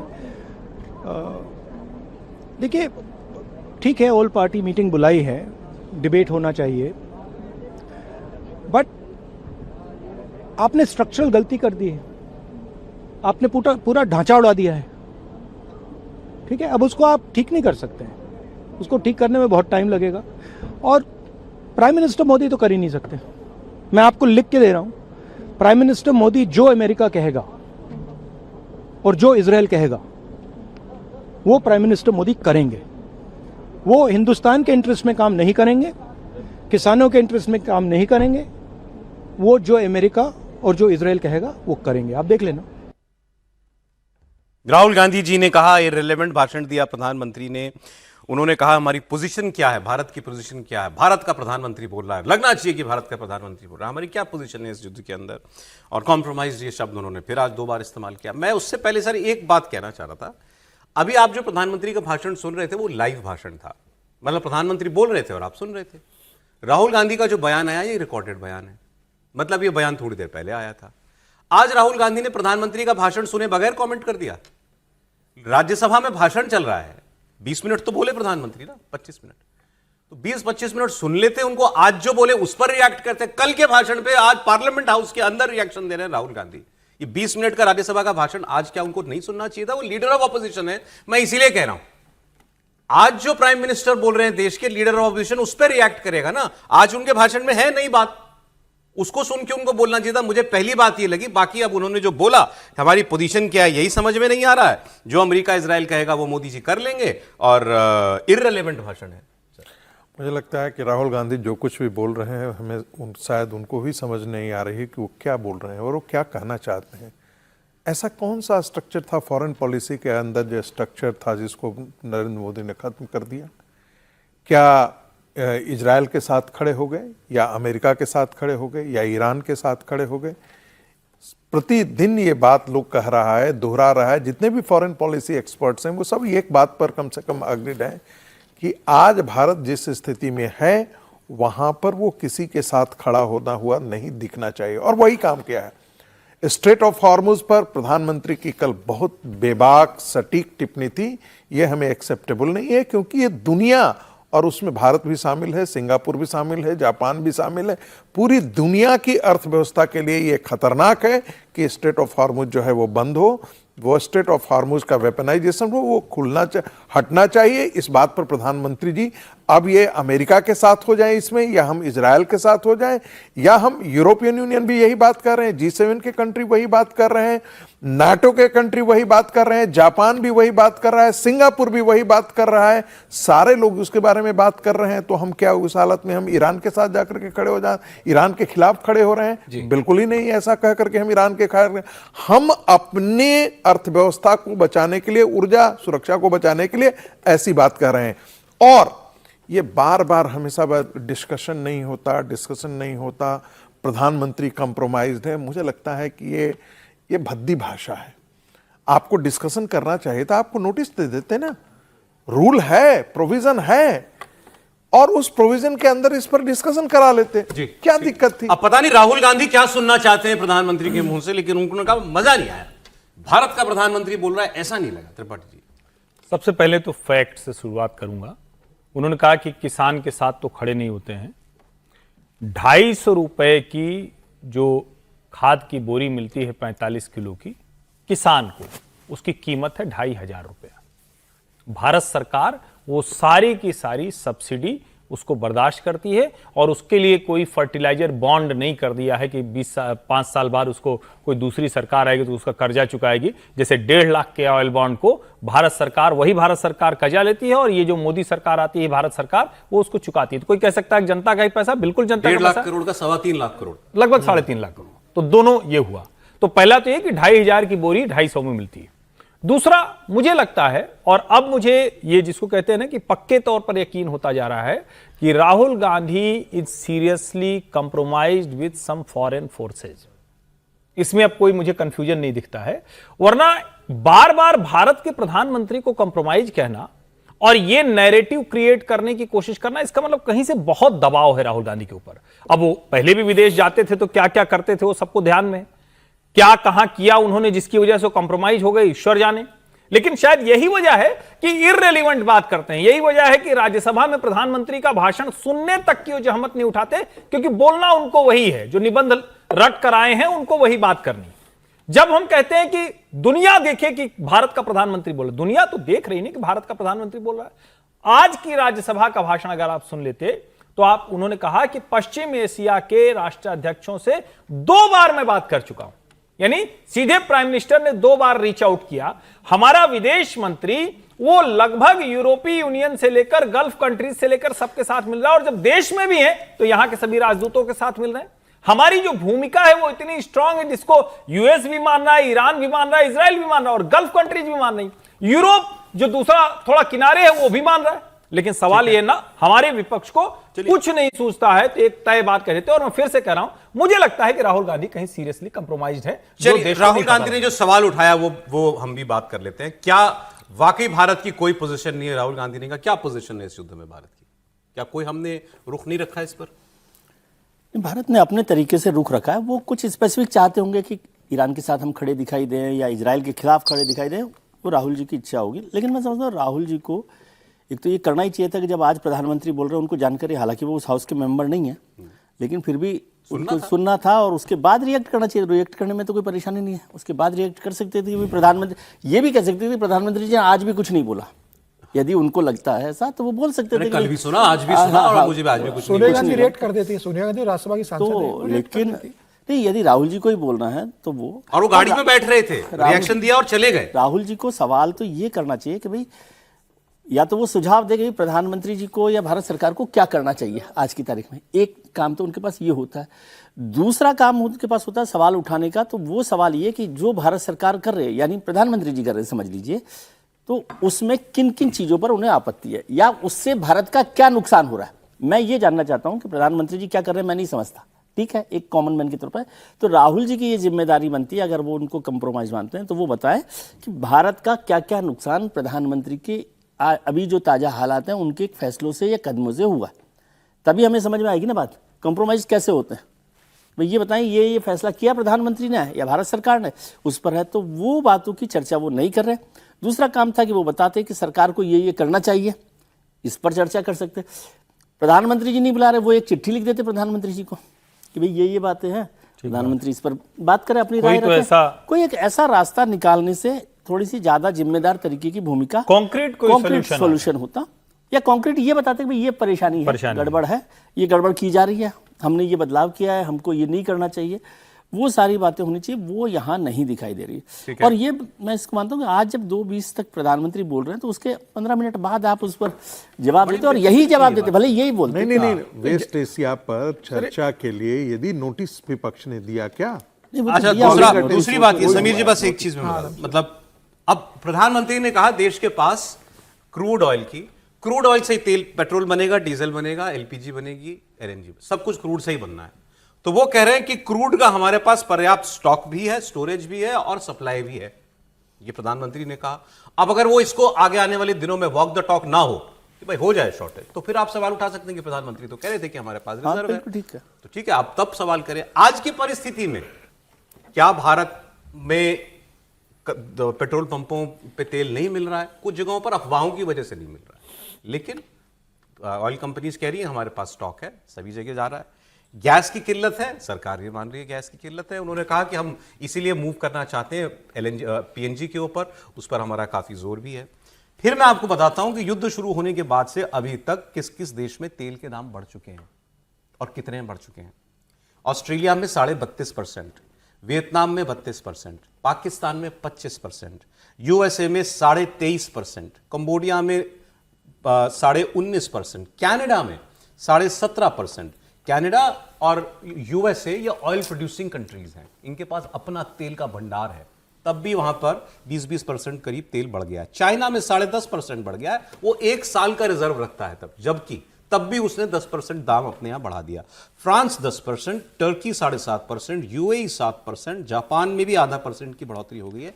भारत में तेल का दाम, आम जो प्रॉपर यूज का तेल है, उसके दाम नहीं बढ़ाए गए हैं। तो आप जो कह रहे थे कि आप कम ही बताओ ना साहब कि ये इतने कठिन हालात में आप ये क्यों नहीं कर पा रहे जी, तो सवाल तो मतलब हम भी पूछें फिर, हाँ भाई ये सवालबाजी पे। नहीं तो राहुल गांधी ने 2014 से लेकर आज 2026 तक कब ऐसा हुआ कि प्रधानमंत्री मोदी ने किसी विषय पर लोकसभा में या राज्यसभा में बोला हो और राहुल गांधी ने उसका बिंदुवार जवाब दिया हो या प्रश्न खड़े किए हो या उसका सॉल्यूशन बताया हो कि प्रधानमंत्री मोदी यहां पर चुक गए, प्रधानमंत्री मोदी को यह करना चाहिए था, या केंद्र में भारतीय जनता पार्टी की जगह कांग्रेस की सरकार होती तो इस समय कांग्रेस ये कदम उठाती। राहुल गांधी बताते थे, जनता समझती कि भाई राहुल गांधी को राजनीतिक रूप से और विदेश नीति को लेकर और देश की आर्थिक नीति को लेकर कांग्रेस के राहुल गांधी की क्या समझ है। आज भी राहुल गांधी ने वही किया, विपक्ष के नेता के रूप में राहुल गांधी को लोकसभा के अंदर जब प्रधानमंत्री मोदी ने स्पीच दी, राहुल गांधी उसका बहुत बेहतर तरीके से जवाब देते और आज राज्यसभा में प्रधानमंत्री मोदी ने जब अपनी बात रखी, राहुल गांधी से सुनते और फिर तमाम तरह के प्रश्न उठते और जवाब उसके देते तो लगता है कि एक विपक्ष के नेता ने गंभीर बात की है और सरकार को सुनना चाहिए। राहुल गांधी का हमेशा का ट्रेंड वही रहता है बात करने का, प्रधानमंत्री मोदी की बात हो या सरकार का कोई बयान हो, कि हमेशा प्रधानमंत्री कॉम्प्रोमाइज है, सरकार झुक गई है, प्रधानमंत्री के अपने इंटरेस्ट है, प्रधानमंत्री यूएसए से झुककर चल रहे हैं। तो मुझे लगता है कि इस तरीके से विपक्ष के नेता के रूप में बयान देना यह ठीक नहीं था। और प्रधानमंत्री मोदी ने तो आज बहुत स्पष्ट कहा कि राज्य सरकार ध्यान दे, कालाबाजी और जमाखोरी ना करे, कोई किसी तरह का संकट उत्पन्न न हो, कालाबाजारी पे कंट्रोल करे। प्रधानमंत्री मोदी ने जो कल लोकसभा में कहा था उस बात के संकेत राज्यसभा में भी दिए कि अगर ये लड़ाई लंबी चलती है, ये संकट अगर वो आगे बढ़ता है तो आने वाले समय में संकट उत्पन्न हो सकता है। ये तो और सरकार उसके लिए क्या हुआ? लेकिन सरकार उसके लिए क्या क्या कदम उठाई, सरकार ने ये बताया कि आज 41 देशों से हम क्रूड इंपोर्ट कर रहे हैं, तमाम तरह के हमारे पास रिजर्व है इस तरह को लेकर, और सरकार सभी मोर्चों पर लगी हुई। उन्होंने विदेश मंत्री का जिक्र किया कि वो लगातार काम कर रहे हैं, पेट्रोलियम मंत्री का उन्होंने प्रधानमंत्री ने कल जिक्र किया था, सरकार खुद लगातार इस संदर्भ में बात करी है, इंटर मिनिस्ट्रियल मंत्रियों की एक कमेटी बना दी है जो इस संदर्भ में काम कर रही है। तो सरकार लगी है और ये जो परेशानी है देश की साझा परेशानी है, विपक्ष को भी इसमें अपनी जिम्मेदारी को समझना चाहिए। कोविड से तुलना कर दी मोदी जी ने, तो कोविड में क्या हालात थे सबको पता है, कोविड में हमारे देश में कोविड हुआ था क्या। अब वो कह रहे हैं कि कॉम्प्रोमाइज है, तो बताएं हमारा नुकसान क्या हुआ कि दुनिया ये काम कर ले रही है, आप नहीं कर पा रहे, कि दुनिया ने संकट से निपटने का रास्ता निकाल लिया, आप नहीं निकाल पा रहे। किसने? या तो ये बताए, नहीं या तो वो ये कहें कोविड में दुनिया की इकोनॉमी खत्म हो गई थी, भारत की बाकी जो संकट है वो तो प्रधानमंत्री मान रहे हैं। उन्होंने ये भी कहा कि वेस्ट एशिया में जो नुकसान हुआ है उससे उबरने में अभी बहुत समय लगेगा। ये भी प्रधानमंत्री ने कहा। संकट से कोई इनकार नहीं कर रहा, मैं कह रहा हूं कि उनको बताना चाहिए या तो संकट में ये करना चाहिए या ये सरकार ये नहीं कर रही। अब मैं आता हूं दूसरी बात पे, फिर इस पर भी चलिए आज चुनना हो जाए, आज इसी पर अगले 10 मिनट इसी पर दे देते हैं। प्रधानमंत्री ने आज एक बार फिर ये कहा, अब क्योंकि संकट है तो उन्होंने कहा कि इसका एकमात्र रास्ता है, अगर हम चाहते हैं कि ऐसे संकट हमें परेशान ना करें, आत्मनिर्भर बनना है। हर चीज में आप आत्मनिर्भर हो जाइए, गैस भी अपने यहां पर प्रोड्यूस करिए। अब तेल तो हम लोग नहीं ला सकते, तो तेल में कैसे, या ऊर्जा के लिए हम कैसे आत्मनिर्भर होंगे, कितना सोलर उसमें मिला लेंगे, कितना एथेनॉल मिला लेंगे, ये सारी बातें उनका कहना। फिर उन्होंने उदाहरण भी दिए, उन्होंने कहा कि जैसे अभी जो जहाज हम इस्तेमाल करते हैं ट्रांसपोर्ट के लिए, सामान लाने के लिए, ले जाने के लिए, 90% वो जहाज हमारे नहीं है, दूसरों के हैं, उस पर हम बहुत पैसा खर्च करते हैं। हम अपने जहाज बना रहे हैं, हमने उसके लिए 70,000 करोड़ रुपया दिया। उन्होंने कहा हम दवाओं के सबसे बड़े निर्यातक हैं, लेकिन दवाओं के निर्माण के लिए जो रॉ मटेरियल चाहिए वो हमारे पास नहीं होता। हमने उसके लिए बहुत बड़ा, उसके लिए हमने काम करना शुरू कर दिया है, हमने रेयर अर्थ पर काम करना शुरू कर दिया है। अब अगर आप सही मायनों में देखें तो असल काम तो यही है कि आप इतने आत्मनिर्भर हो जाएं कि मैं अपनी जरूरत खुद पूरी करता हूं, दुनिया में आग लगे तो मेरे तक नहीं पहुंचे आज, या कम पहुंचे। सौरभ, एक ढंग से देखिए तो प्रधानमंत्री के भाषण से एक चीज तो बात ये भी दुख निकल के रही ने कि बाकी सरकारों ने आज तक इस स्वदेशी के लिए किया क्या। भाई हम मेडिसिन बनाते हैं, बहुत अच्छी है, लेकिन रॉ मटेरियल के लिए तो हम चाइना पर निर्भर कर रहे हैं। तो भारत की सरकार ने, जिसे कांग्रेस पार्टी कहती है कि 53 साल तक, 54 साल तक हमने चलाया है, और बाकी संवित सरकारों को यदि ले लें तो आपने इस दिशा में कहां पर यह किया है? डिफेंस के मामला में, परचेज के मामला में हम सब जानते थे कि लोकसभा के पटल पर उस समय एक एंटेनी ने क्या कहा था कि हमारे पास पैसे नहीं है खरीदने के लिए। नहीं, पेड़ पर पैसा थोड़े और उगता है जिसका, जो आप ऐसी बातें कर रहे हैं। स्वदेशी जिस चीज को प्रधानमंत्री मेड इन इंडिया, कल भी उन्होंने बताया कि 90% अपनी जरूरत के हथियार हम खुद बना रहे हैं। बिल्कुल, प्रधानमंत्री ने कहा 50, कोई सोच सकता था क्या कि 50 सबमरीन का प्रोजेक्ट एक साथ अप्रूवल हो और उसको बनाने की तैयारी भारत सरकार करे? ये सब प्रोसेस में है। पहले हम लोगों ने क्यों नहीं सोचा भाई? ठीक है। सुन लीजिए, 6th जनरेशन फाइटर जेट्स, इसकी तैयारी भारत कर रही है कि अब हम यूरोपियन यूनियन के साथ और यूरोप के देशों के साथ मिलकर के हम 5th जनरेशन नहीं, 6th जनरेशन हम फाइटर जेट्स के लिए हम तैयार करें अपने देश में। ठीक है, पहले हम लोगों ने क्यों नहीं? त्रिपाठी जी, इस पर रियलिटी चेक दीजिए जरा। ऐसा संकट आ जाए तो इंपोर्ट एक्सपोर्ट सब बंद, आपके ऑयल गैस सबका आना जाना बंद हो गया, ऐसे में आत्मनिर्भर कैसे बनेंगे? आपके देश में तो तेल आता नहीं। देखिए, ये अच्छा है कि ये सवाल हम लोग आसानी से बात कर रहे हैं इसको। तो एक तो प्रधानमंत्री की सबसे अच्छी बात क्या है कि वो बहुत सरल भाषा में सब समझाते हैं। आज राज्यसभा में मुझसे छूट गया हो तो बात अलग है, नहीं तो उतना डिटेल में नहीं गए। लोकसभा में कल उन्होंने 4-5 पॉइंट गिनाए थे। पहला पॉइंट क्या था कि हमने कैसे अपने आप को सोलर की तरफ ले जाने का प्रयास किया। जो सोलर का हमारी कैपेसिटी है वो 3 गुना हो गई।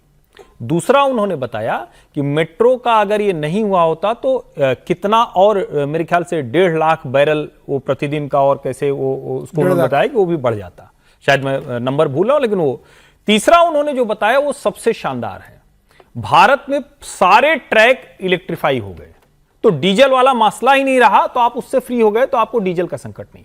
अभी मैं एक आंकड़ा देख रहा था, पेट्रोल और डीजल इन दोनों में भारत लगभग अभी आत्मनिर्भर है। मतलब जो कच्चा तेल आ रहा है वो प्रोसेस हो क्या है, जिसको 74 दिन का स्टॉक कहा जा रहा है, और जो हमारी डेली की नीड है वो लगभग उसके आसपास की है। यानी अगर कोई ये संकट बहुत गहराएगा तो जो हमारे ऑल्टरनेटिव रूट्स हैं वो हमारी ये जरूरत पूरी कर सके। आप कह रहे हैं कच्चे तेल से हम पेट्रोल डीजल अपनी जरूरत का बना लेते हैं, जो हमारी जरूरत है, बिल्कुल वो बना लेती है। उसमें क्रूड तो बाहर से आएगा। क्रूड के अल्टरनेटिव रूट हमने डेवलप किए ना, जो वो 27 से 41 देशों को कह रहे हैं वो हमने अल्टरनेटिव। हमारा मामला फंस रहा है गैस पर।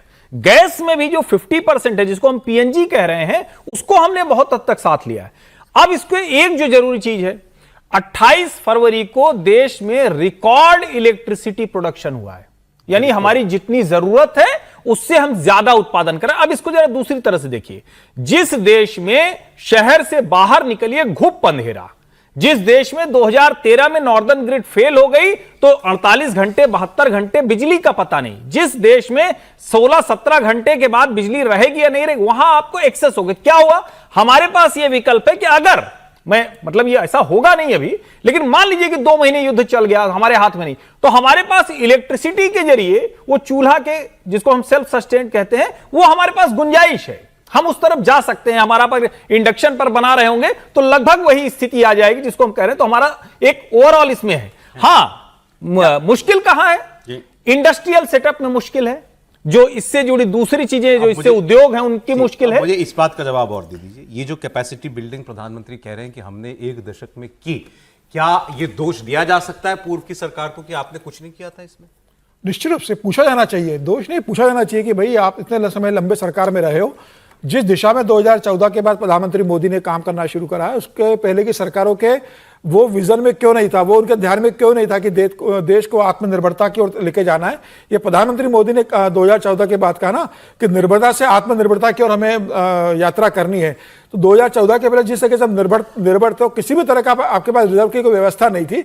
अब 2014 के बाद प्रधानमंत्री मोदी जिस तरीके से कह रहे हैं कि भाई मेडिसिन हम बना रहे थे, उसका रॉ मटेरियल हम अगर बाहर से ला रहे हैं तो रॉ मटेरियल हम बनाए, तमाम चीजों के ऊपर प्रधानमंत्री मोदी फोकस कर रहे हैं कि भाई देश आत्मनिर्भर हो। तो समय इसमें थोड़ा लगेगा ना, और उसका असर अब दिख रहा है। 2014 से जो नींव डालने की शुरुआत प्रधानमंत्री मोदी ने की थी, उसकी बिल्डिंग अब आने वाले समय में दिखेगी, और ये देश के लिए हो रहा है ना। प्रधानमंत्री मोदी कर रहे हैं, कल को दूसरी सरकार आएगी, प्रधानमंत्री मोदी जी ने डाली, पहले गड्ढा था। 3 साल तो उसी में गए गड्ढा भरने में, एक 3 आंकड़ा साल दे दो गड्ढा तो भरने में गए और आज न्यूज पे खड़ी हो रही है, और उसके बाद कोई भी सरकार आएगी उसको इसका बेनिफिट मिलने वाला है। सिर्फ एक आंकड़ा, 2004 से 14 में 5188 किलोमीटर का इलेक्ट्रिफिकेशन हुआ रेलवे का। 2014 से 26 में 46,900 रेलवे किलोमीटर, 5188 और 46,900, 10 साल कंपेयर। अब आप गड्ढा मानिए या ना मानिए सर, 5,000 दहम्मा 50,000 होता है, 5,000 दहम्मा 10 टाइम्स। आजकल के बच्चे दहम्मा नहीं समझ कल पाएंगे। लोकसभा में इसलिए। कल अब हमको बोला हमारा सीनियर आदमी है। हाँ ये ठीक। नहीं, मुझे लग रहा है कि 2014 में ही भारत पैदा हुआ है ना, और उसके पहले तो कुछ था ही नहीं। नहीं, अभी जो बात हुई, आप शांत रखिए ना, भारत तो था, सरकार नहीं 2 मिनट आप शांत रह लीजिए, उसका उत्तर तो 2 मिनट सुन लीजिए पहले। उत्तर किसका देंगे बिना सुने? हाँ बोलिए, नाराज मत हुई। उत्तर तो सुनी हुई सवाल पर देंगे ना। मैं ये कह रहा हूँ कि अभी बात हुई कि जो रॉ मेडिसिन, मैं कोई सरकार की सिफारिश नहीं कर, मैं देश की बात कर रहा हूँ। देश या परिवार या घर, हमारे जो दादाजी थे वो मैट्रिक पास होंगे, तो आज सौरभ जी पीजी किए हुए हैं, तो ये सवाल होगा कि नहीं हमारे परिवार में तो किसी ने 30 साल पहले 10th ही पास की थी, पीजी नहीं किया था, उन्होंने 10th पास की, इसलिए आज आप पीजी किए हुए हैं। समझे? इसको समझने की जरूरत है, इसको समझ लीजिए। अभी जैसे चर्चा हुई कि मेडिसिन को लेकर हमारे यहाँ पर एक्सपोर्ट किया जा रहा है, मेडिसिन पर हम लोग हैं, लेकिन रॉ मटेरियल, तो ये मेडिसिन का काम कब हुआ था? पहले हुआ होगा ना। हर काम स्टेप बाय स्टेप होता। अब हम वहां पहुंच गए कि उसके बाद हमें आत्मनिर्भरता पर आना। जैसे एक जमाना था, नेहरू सरकार जब आई, आज़ादी हुई, तो PSUs पर काम किया, क्योंकि उस समय कोई तैयार नहीं था कि बड़ी बड़ी इंडस्ट्रीज पर काम करें।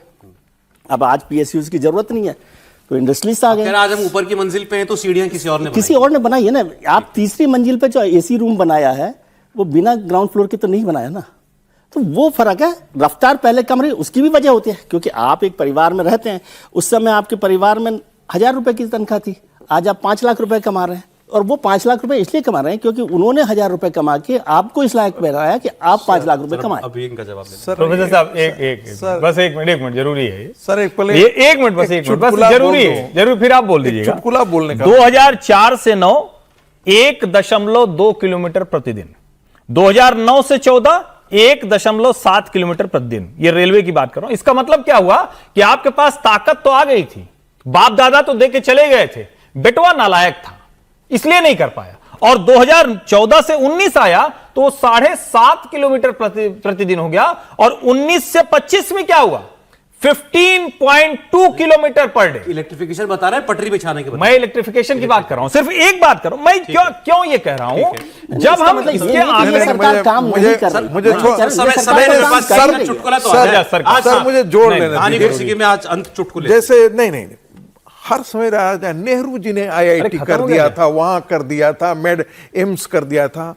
अरे भाई, जब तुम्हारा 2012 था, उस समय भारत के अंदर ग्रॉस इनरोलमेंट रेशियो 14-13% के आसपास था हायर एजुकेशन में, यानी कि 86% जो है ना हायर एजुकेशन से बाहर थे। ये आपकी उपलब्धि थी। हिंदू ग्रोथ रेट था आपका, ये आपकी उपलब्धि थी।